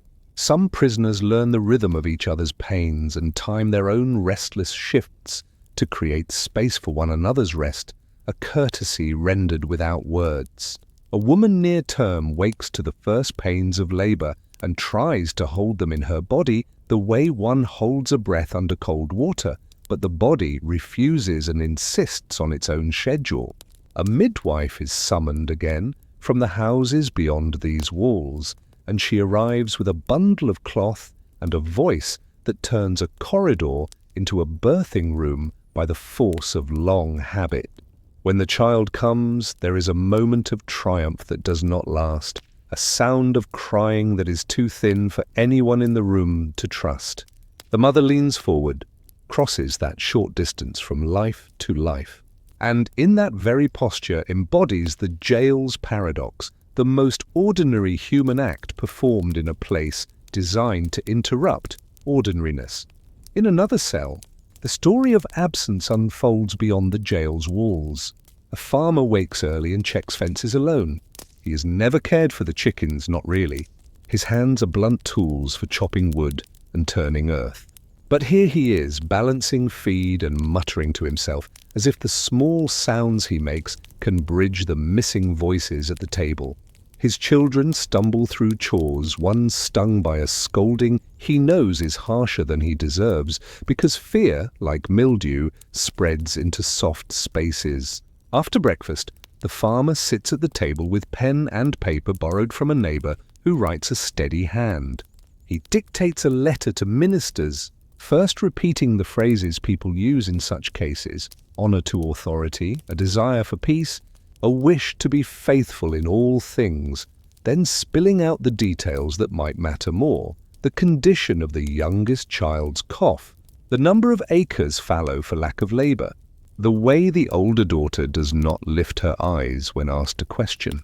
He asks for intercession, for caution, for a watching over of the standards used to keep or release those held. He is not a rhetorician, but he understands the moral arithmetic of his world. It is permissible to ask for mercy by listing practical consequences, to speak love in the language of provisions and chores. Weeks later, a reply arrives. It is careful. It offers hope in the form of prayer and in the form of counsel sent to those with influence. It does not promise what cannot be promised. The farmer reads it 3 times and then places it beneath the box that holds his wife's thread.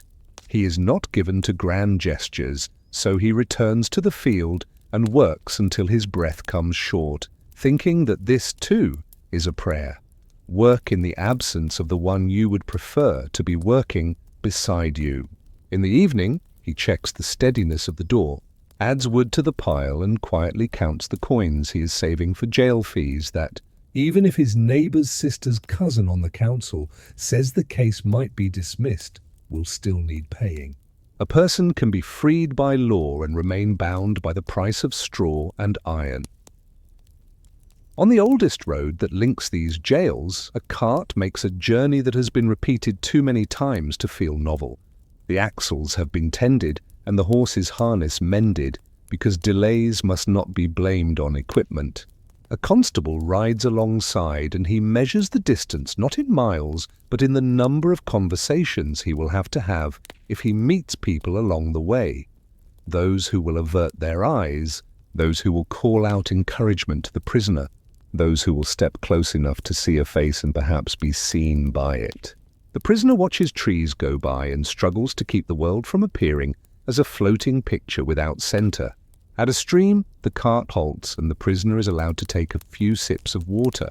A dragonfly lands on the edge of the bucket, iridescent, startlingly beautiful, and the prisoner thinks for a moment of a summer day before any of this, when dragonflies meant nothing but a warm afternoon and a child's delight in following darting flight.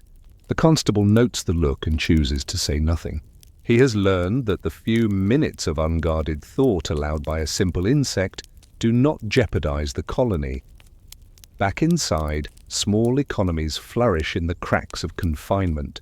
A woman with a skill for knitting bargains, a pair of mitts for a ladle of soup, a repaired cap for a bit of tallow to stretch a candle. The jailer could prevent this, because trade sometimes blurs class lines in ways that make order keepers uncomfortable. But he lets it pass because the trades reduce tensions that otherwise would escalate over nothing and become something. These quiet markets keep hands busy and minds from running in circles on fear's track. The jail's account book stays balanced in real currency, while the unrecorded economy of kindness and craft circulates in the background, a subledger that no official audit will ever see. News seeps into the cells like light into the chinks of shutters. A man with a brother-in-law in Boston whispers that a new court is coming, that the special commission's work is to be halted, that someone with a powerful name has written carefully against certain kinds of evidence. The news grows in the telling, as news does when it is starved of confirmation, and the prisoners' hearts rise and sink as if they were walking a hill instead of sitting on a bench.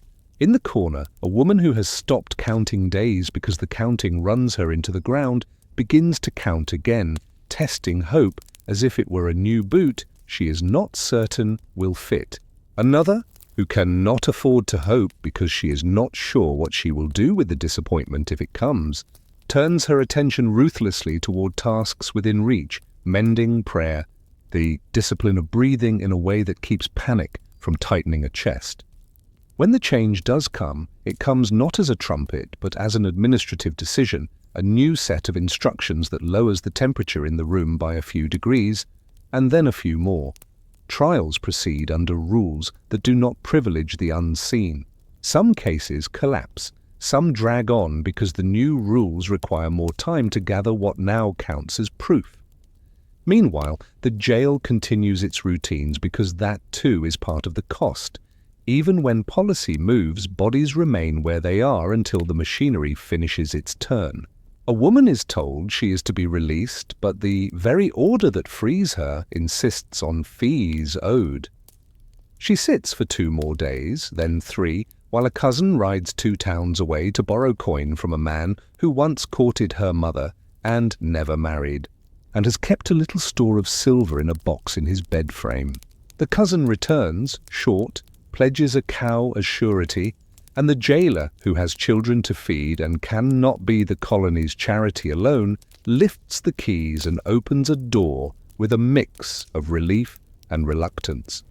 Around the doorway, prison air meets ordinary air and swirls.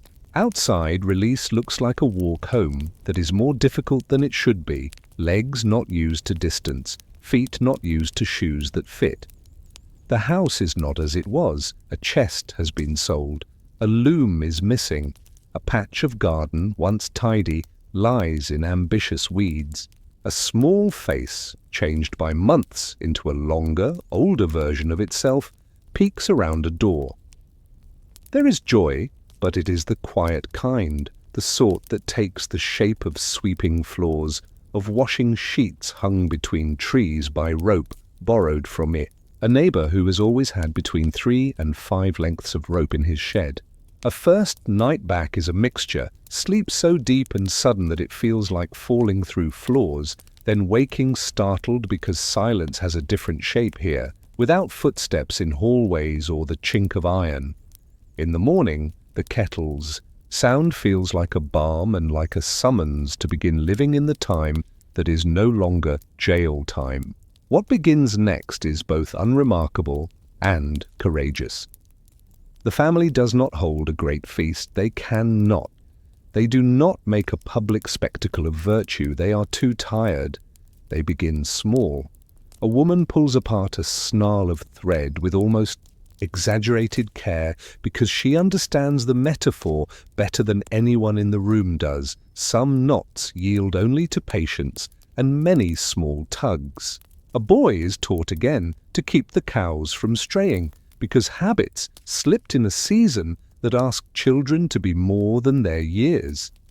A girl lays out seeds on the table and commits herself to the calendar, promising she will plant them when the ground warms, as if she could persuade spring to arrive early with good intentions.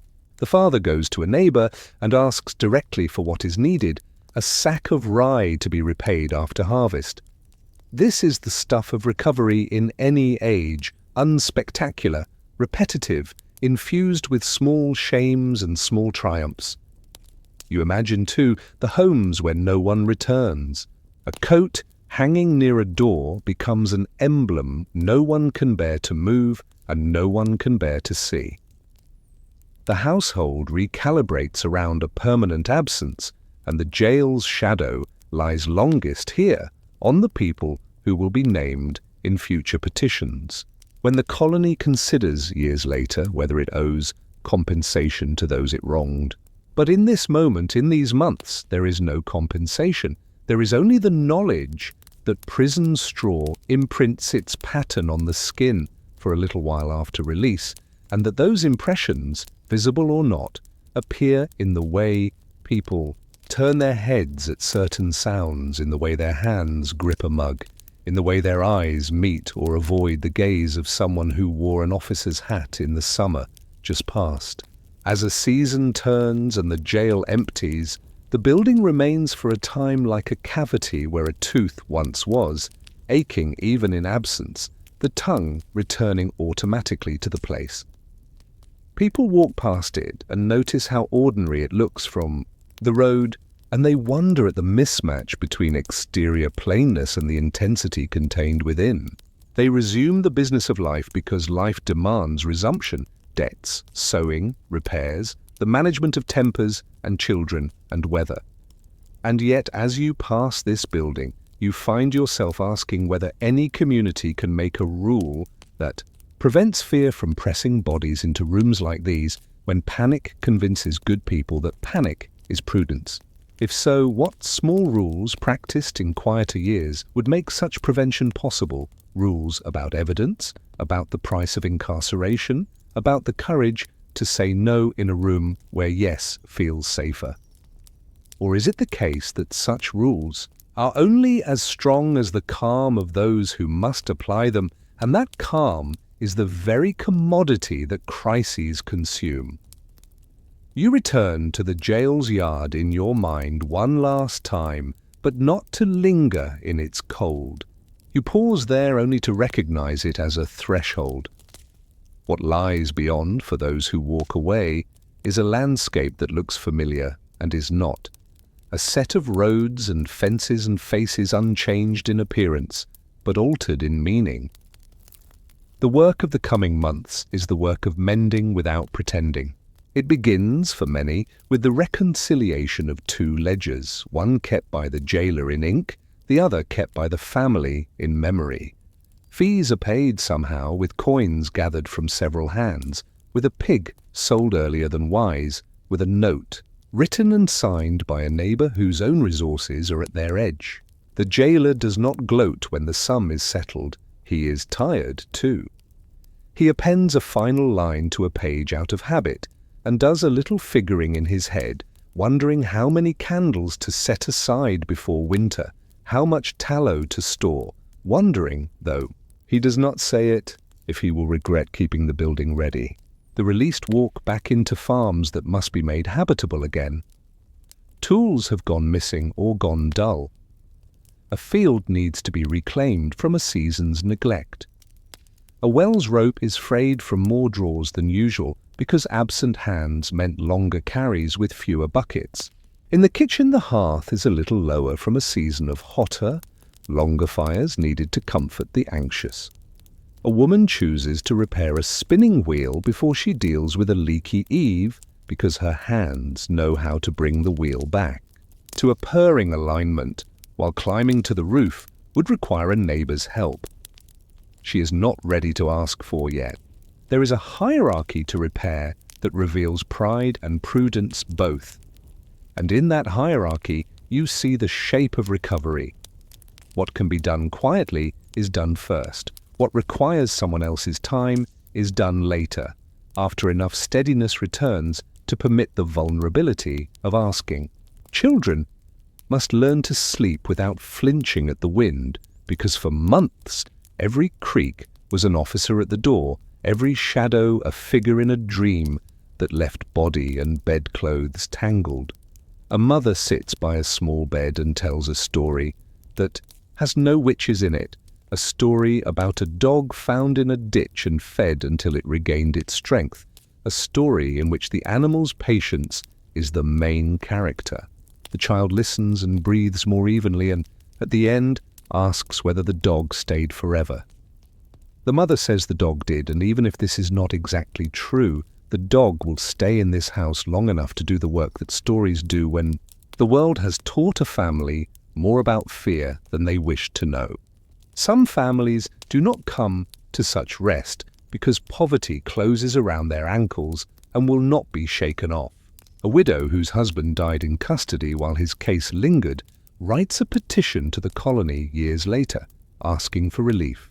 She lists the names of her children, the ages at which they took on tasks no child should have to shoulder, the pieces of property sold piecemeal in a losing effort to keep the household intact. She attaches signatures to the petition, neighbors attesting to her truthfulness and to the visible scarcity in her yard.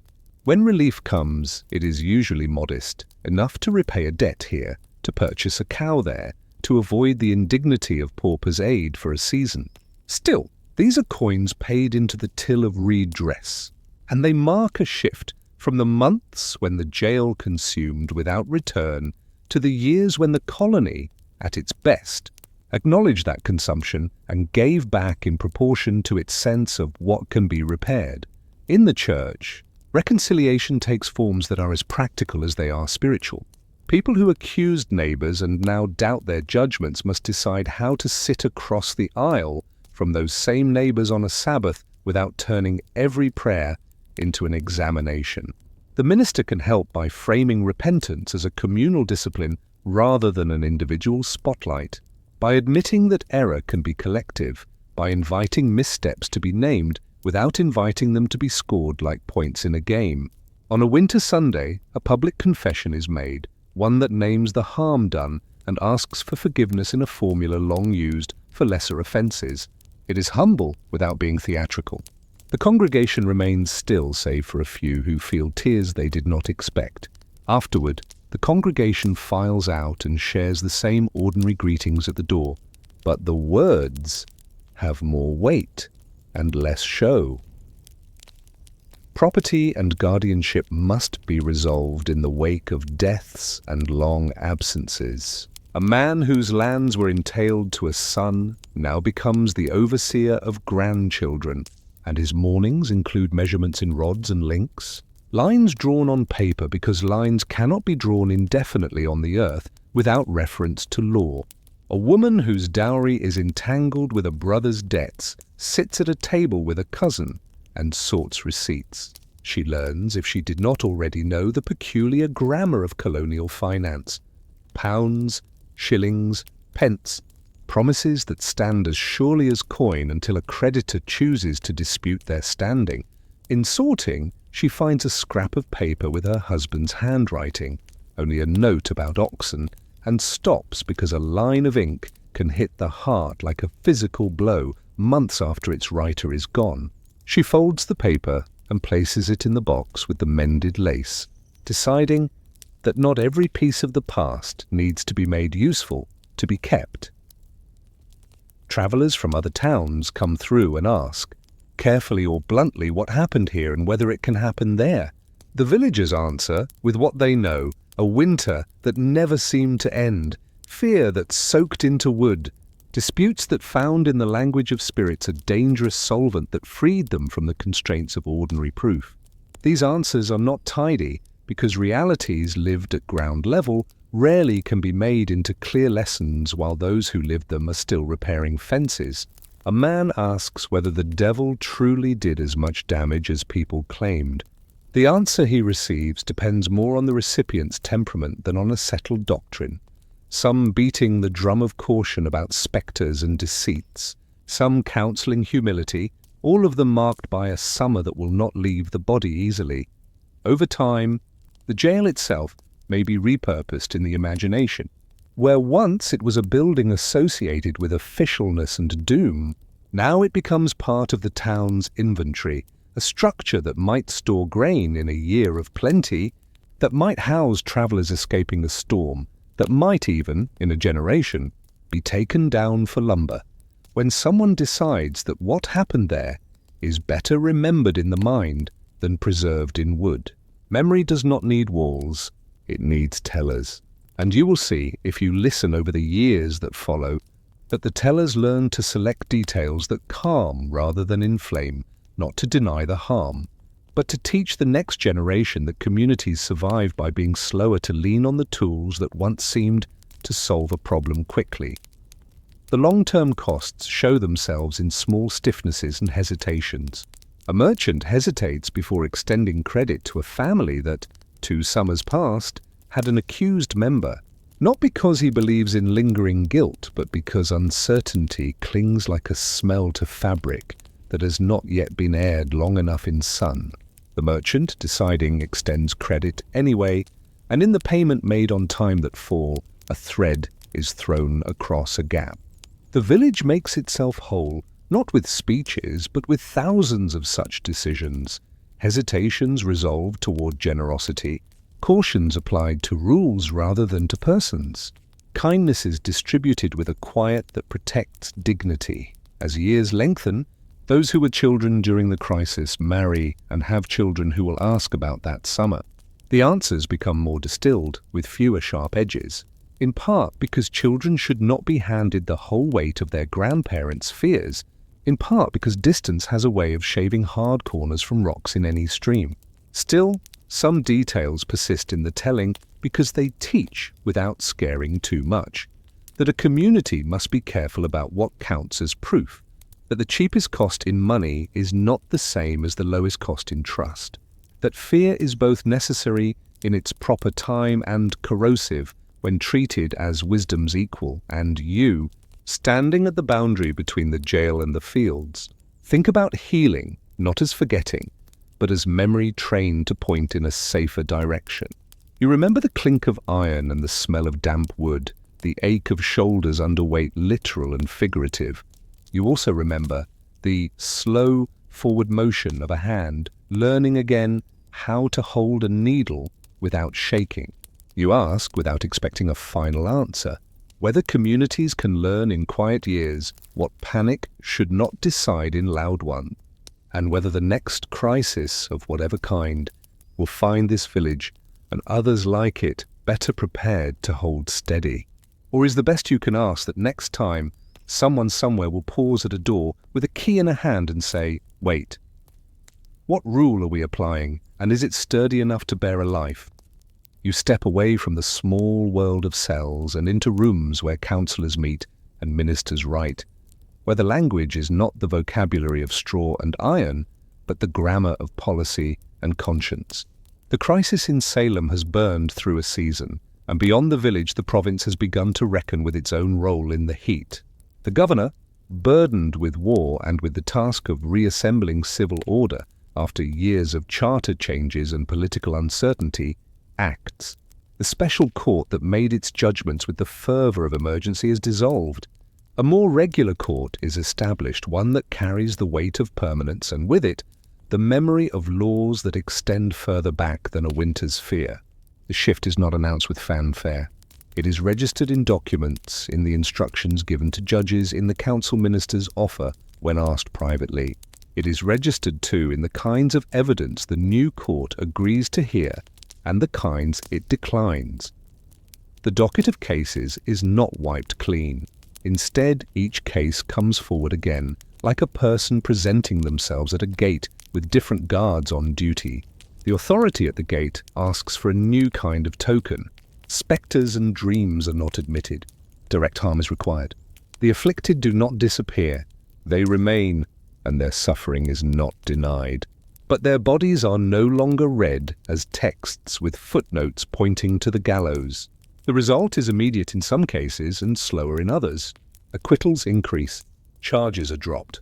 The language used to justify such outcomes is careful, seeking to grant relief without openly condemning the men who, only months before, acting under the call of duty, judged otherwise.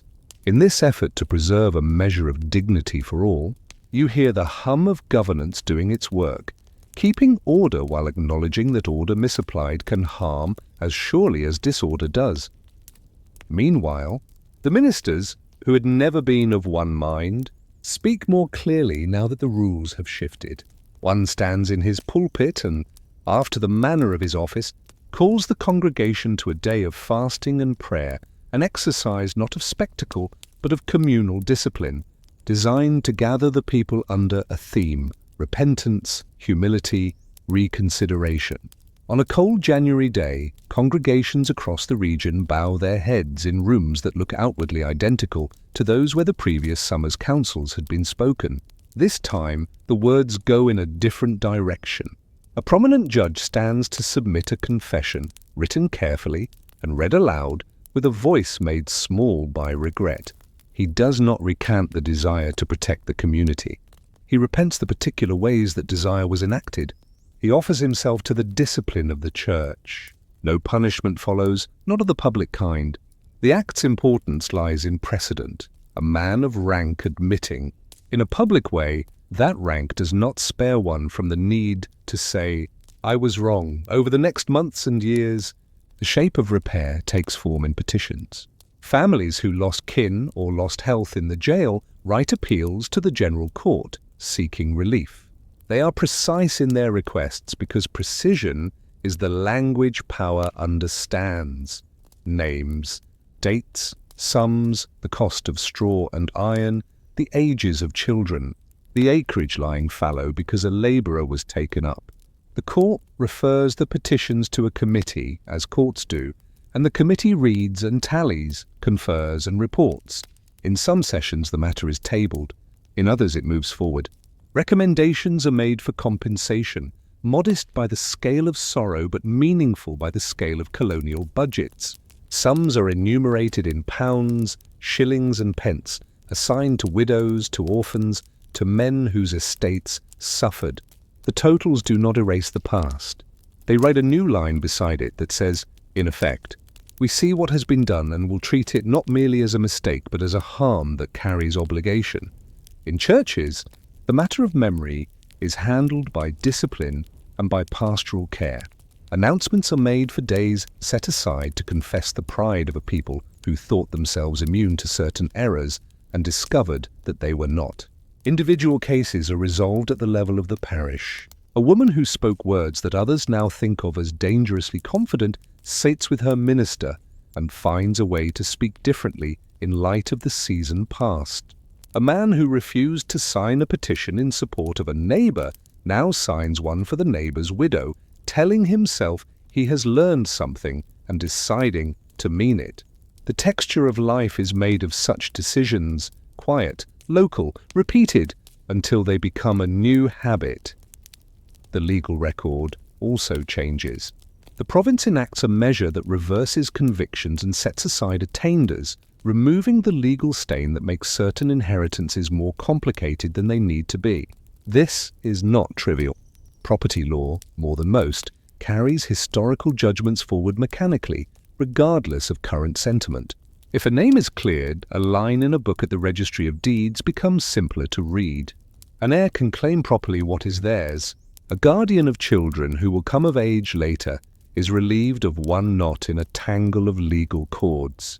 This is how public acts descend into homes, through paper that comes to be treated with the same reverence as scripture, because the family's future is written on it in black and white.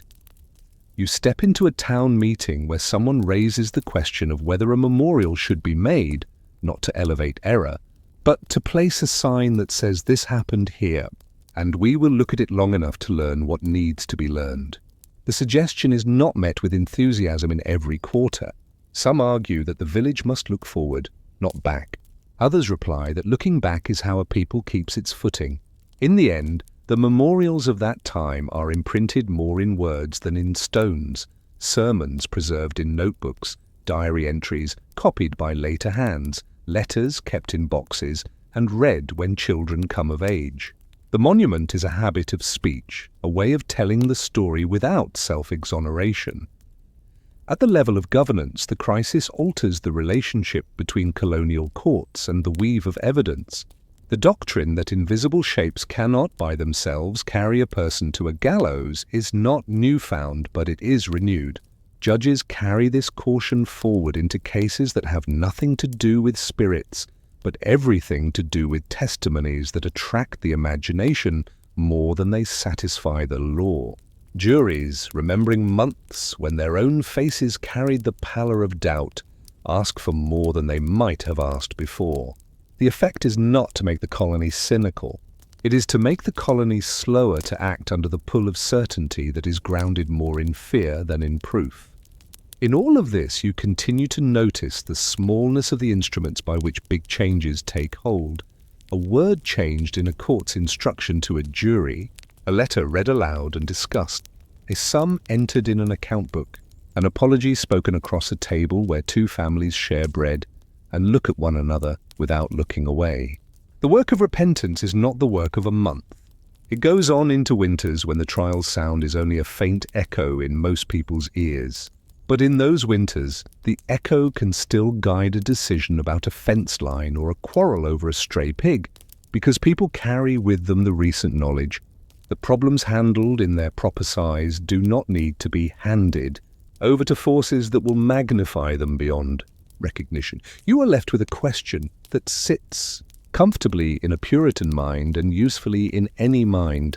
How does a people ensure that next time fear arrives, it will be met by men and women practiced in the virtues of slowness and restraint, not merely in the energy of zeal? Is the answer simply to keep the record open on a table where anyone can read it? Or does it require the less visible work of raising children in a way that makes them able to accept uncertainty without trying to solve it with a story that accuses before it understands? You move through years that resemble one another in crops and births and late frosts, and you notice points at which the memory of 1692 becomes an active agent again. A young woman, part of the circle of afflicted when she was a child, stands in a meeting house and speaks words that will be copied and remembered. She confesses plainly that her accusations contributed to suffering she did not intend.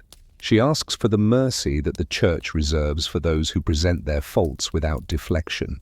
The congregation listens and a record is made. This act does not undo what was done. It signals an understanding that the language of the trials belongs to a period that should not be carried forward without alteration. The confession's meaning extends beyond the moment, setting a tone in which the villagers can hold more than one truth, that a child can be both subject to forces beyond her understanding and responsible in proportion to the harm done. At the level of the province's statutes, steps are taken to formalize what the new court did in practice. The reversal of convictions is written into law. Compensation is not only recommended, it is authorized. The lists of names are long and not always complete because some families petition later than others, and some resist petitioning because shame remains a real thing in the world. The sums vary, often reflecting the relative ease with which heirs could present their cases, meaning the most successful claims sometimes correspond not to the greatest harms, but to those harms most legible in the forms the government understands. Even so, the compensations matter. They put coin into hands and remove stains from books. They teach, too, by their very existence, that the colony acknowledges obligations to those it wronged, notwithstanding the intentions under which the wronging was done. In town and parish, smaller repairs go on. Agreements are made to resolve property knocked loose by the crisis. Land once taken up under disputed circumstances is returned under terms that let both sides save face. A man who spoke too loud in a tavern against a neighbor whose wife had been accused now speaks a word of fairness in a dispute over a wagon's right of way. He does not think of himself as making redress. He thinks of himself as correcting an imbalance that had, in another season, led to greater trouble than any decent person wishes to see again. Ministers write in their diaries an awareness that their role in the crisis obliges them to preach with an extra measure of caution when topics that seduce a congregation's fear present themselves. They choose texts that emphasize humility and patience over those that would dramatize the invisible to such degree that imagination starts to build out what law might later be asked to endorse. This is not timidity. It is a pastoral recalibration based on experience. On the civic side, jurors who take their oaths understand that they stand in a line of men who once accepted forms of proof now judged insufficient. They do not despise their predecessors. They judge themselves bound by a stricter reconciliation of feeling and fact. In disputes over trade, over maritime losses, over fences and orchards, and the deeds that define them, juries make it a habit to look for the evidence a sensible man can touch, see, and weigh. This habit inculcates itself into the colony's sense of what justice is, clear, sometimes slower than emotion would prefer, but made sturdy by a refusal to be stampeded. When an outlying town experiences a rash of thefts, and the temptation arises to identify a class of people who must be to blame, a magistrate remembers the summer of trials and asks for tangible proofs. The temptation recedes. Memory follows routes less official than these. Family Bibles contain brief notations, a death by sentence, a birth in jail, a release in a particular month. These notes sit alongside records of baptisms and marriages as if to signal that history is not simply a catalogue of private joys. Children learn the names without being made to drink fear from them. The households where an accusation had once divided kin become, over years, households where people carefully do not use the words that once poisoned meals. That avoidance is a kind of balm, not heroic, but wise. It lets fresh growth take root over soil churned by old quarrels. A village that once thrummed with the energy of accusations becomes, in its better days, a village that hums with the energy of restraint. Men who could have spoken choosing not to. Women who could have carried a rumor choosing to quiet it instead. In the legal archives, places of boxes and dust, clerks copy the essential instruments that undergird the reparations. They write names carefully because names are the handles by which future generations will lift the past. A miscopied vowel here can make a son fight for a right he should not have to dispute. The clerks do not imagine themselves as characters in a story. Yet what they do matters. By making clear records, they reduce the room available for new injustices to hide behind old confusion.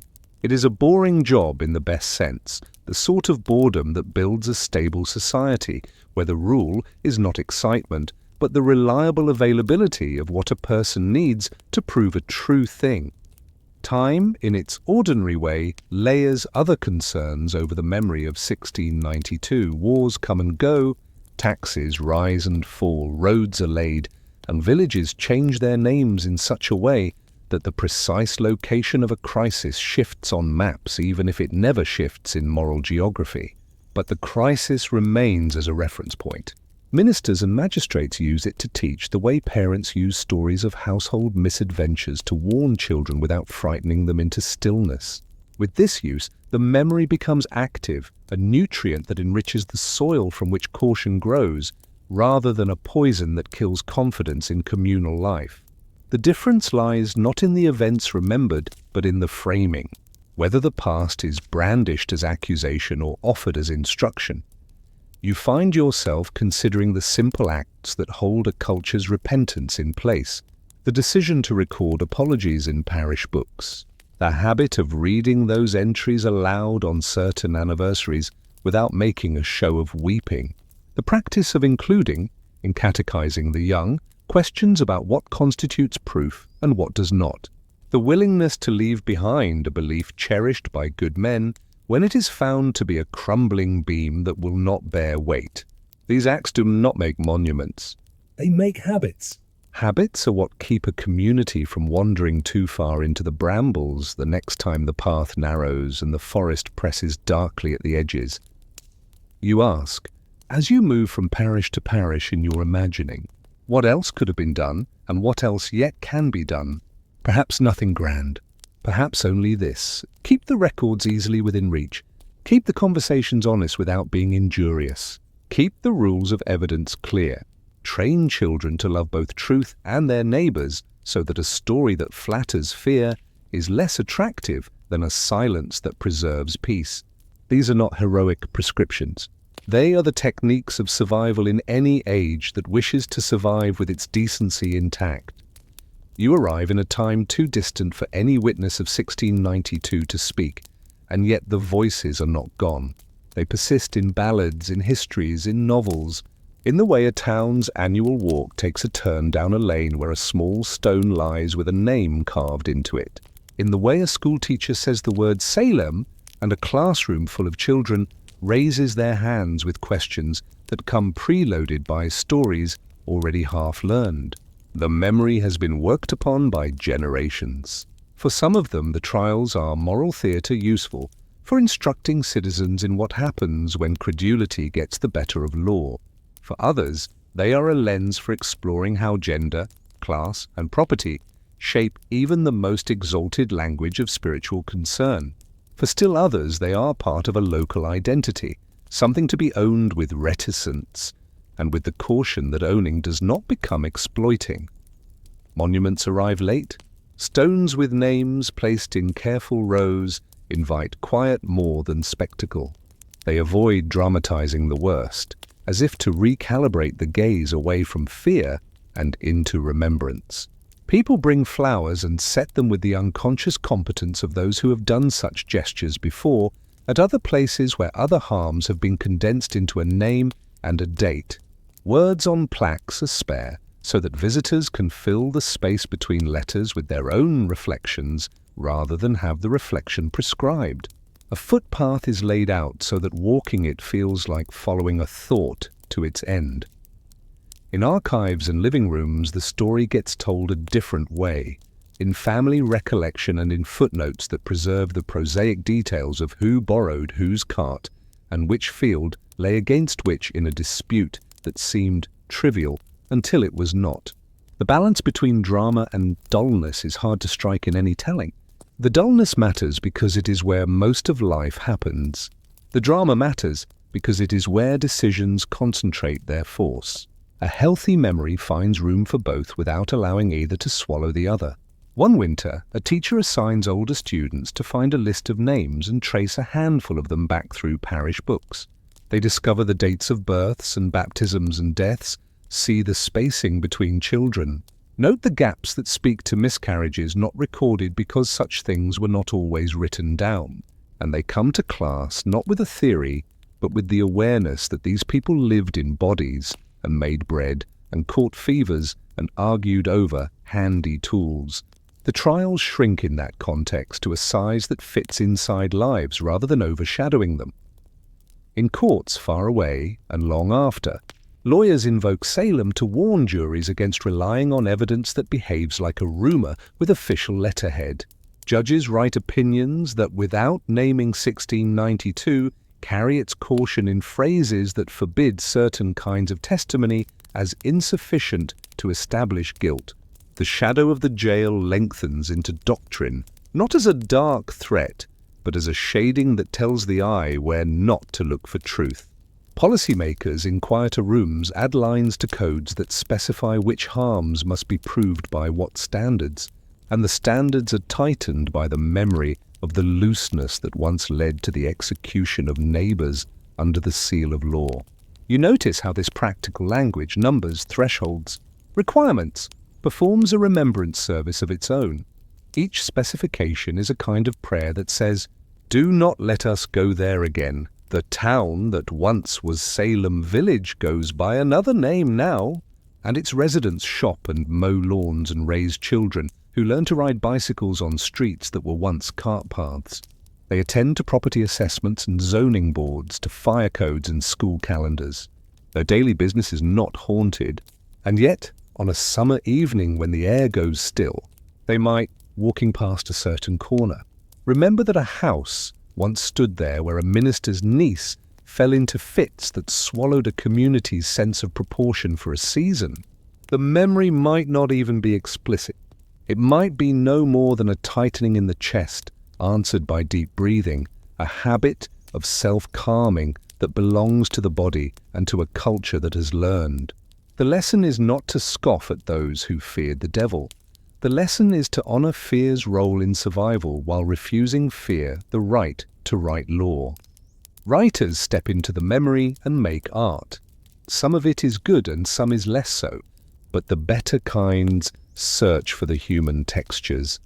The feel of the meeting house's pegs under the hand, the smell of wool in rain. The look of a ledger meticulously kept because someone believed that civilization depends on counting the cost of straw and iron. Novels reshape events for their own purposes. Essays argue that the trials should be read through the lenses of other panics, other moments when the logic of harm expanded faster than the proof of harm could keep pace. Plays put judges and ministers on stage so that audiences can feel the pressure of speaking with authority when authority is both necessary and dangerous. The best of these works do not make spectators feel superior to their subjects. They make spectators feel implicated in the question that still matters. How do you know what you know, and what should you do with your knowledge when it presses against another person's life? In classrooms and in small museums, curators and teachers emphasize the ordinary objects: a spoon, a glove, a loom weight, a fragment of a bell. They do this because, in objects stripped of drama, they find the capacity to teach a respect that error requires as its antidote. To look at a spoon used by a woman who was hanged is to be reminded that the hand that held it had work to do, and that the ending of that work was not a parable, but a loss. To look at a page from a doctor's book is to remember that medicine was different, that people had different categories, not because they were foolish, but because knowledge grows in fits like plants, and is not evenly distributed across time. The long arc of memory reaches into law once more when, centuries later, a government with no direct connection to 1692 tidies up what earlier governments left undone. Names not previously cleared are cleared. This act costs little in money and means much in symbolism. It says that later generations are willing to carry the moral ledger, to add a line to it even when the accounts are, in practical terms, closed. People attend to this news for a morning and then return to their lives, but the line remains on the books. Such gestures are more than ceremony. They teach that responsibility is a transgenerational practice, that harms done under the authority of law linger not because the harmed remember, but because the law persists and deserves periodic repair. You finish, as perhaps you should, by walking the ordinary routes again, a footpath between two stone walls, a road bending around a shallow hill, a small meeting house that now hosts civic meetings about budgets and school repairs. You imagine a scene. A neighbor stands to speak in favor of a rule that will cost him something because he believes that the cost is worth paying to maintain a standard that protects the community. The room is quiet, then politely divided, then agrees on details. It is dull. It is precisely the dullness that saves lives. The trials endure in memory so that dullness of the right kind, slow decisions, measured words, insistence on proof, compassion deployed deliberately, can be praised and practiced. If you must take a single sentence into the remainder of your life, you might choose this one, that a people who can be bored and careful at the right moments are a people who can be bold and swift when boldness and swiftness serve good ends rather than panic. And because every story in this series ends with a question that sits in the mind like a stone that warms slowly in the sun, you ask, when the next panic arrives in clothing we do not recognize, be it medical, political, or moral, will we, remember the lessons taught by fences and ledgers, by jailers' keys and ministers' confessions, by the calculation of straw and the cost of iron, and resist turning fear into a law that moves faster than truth?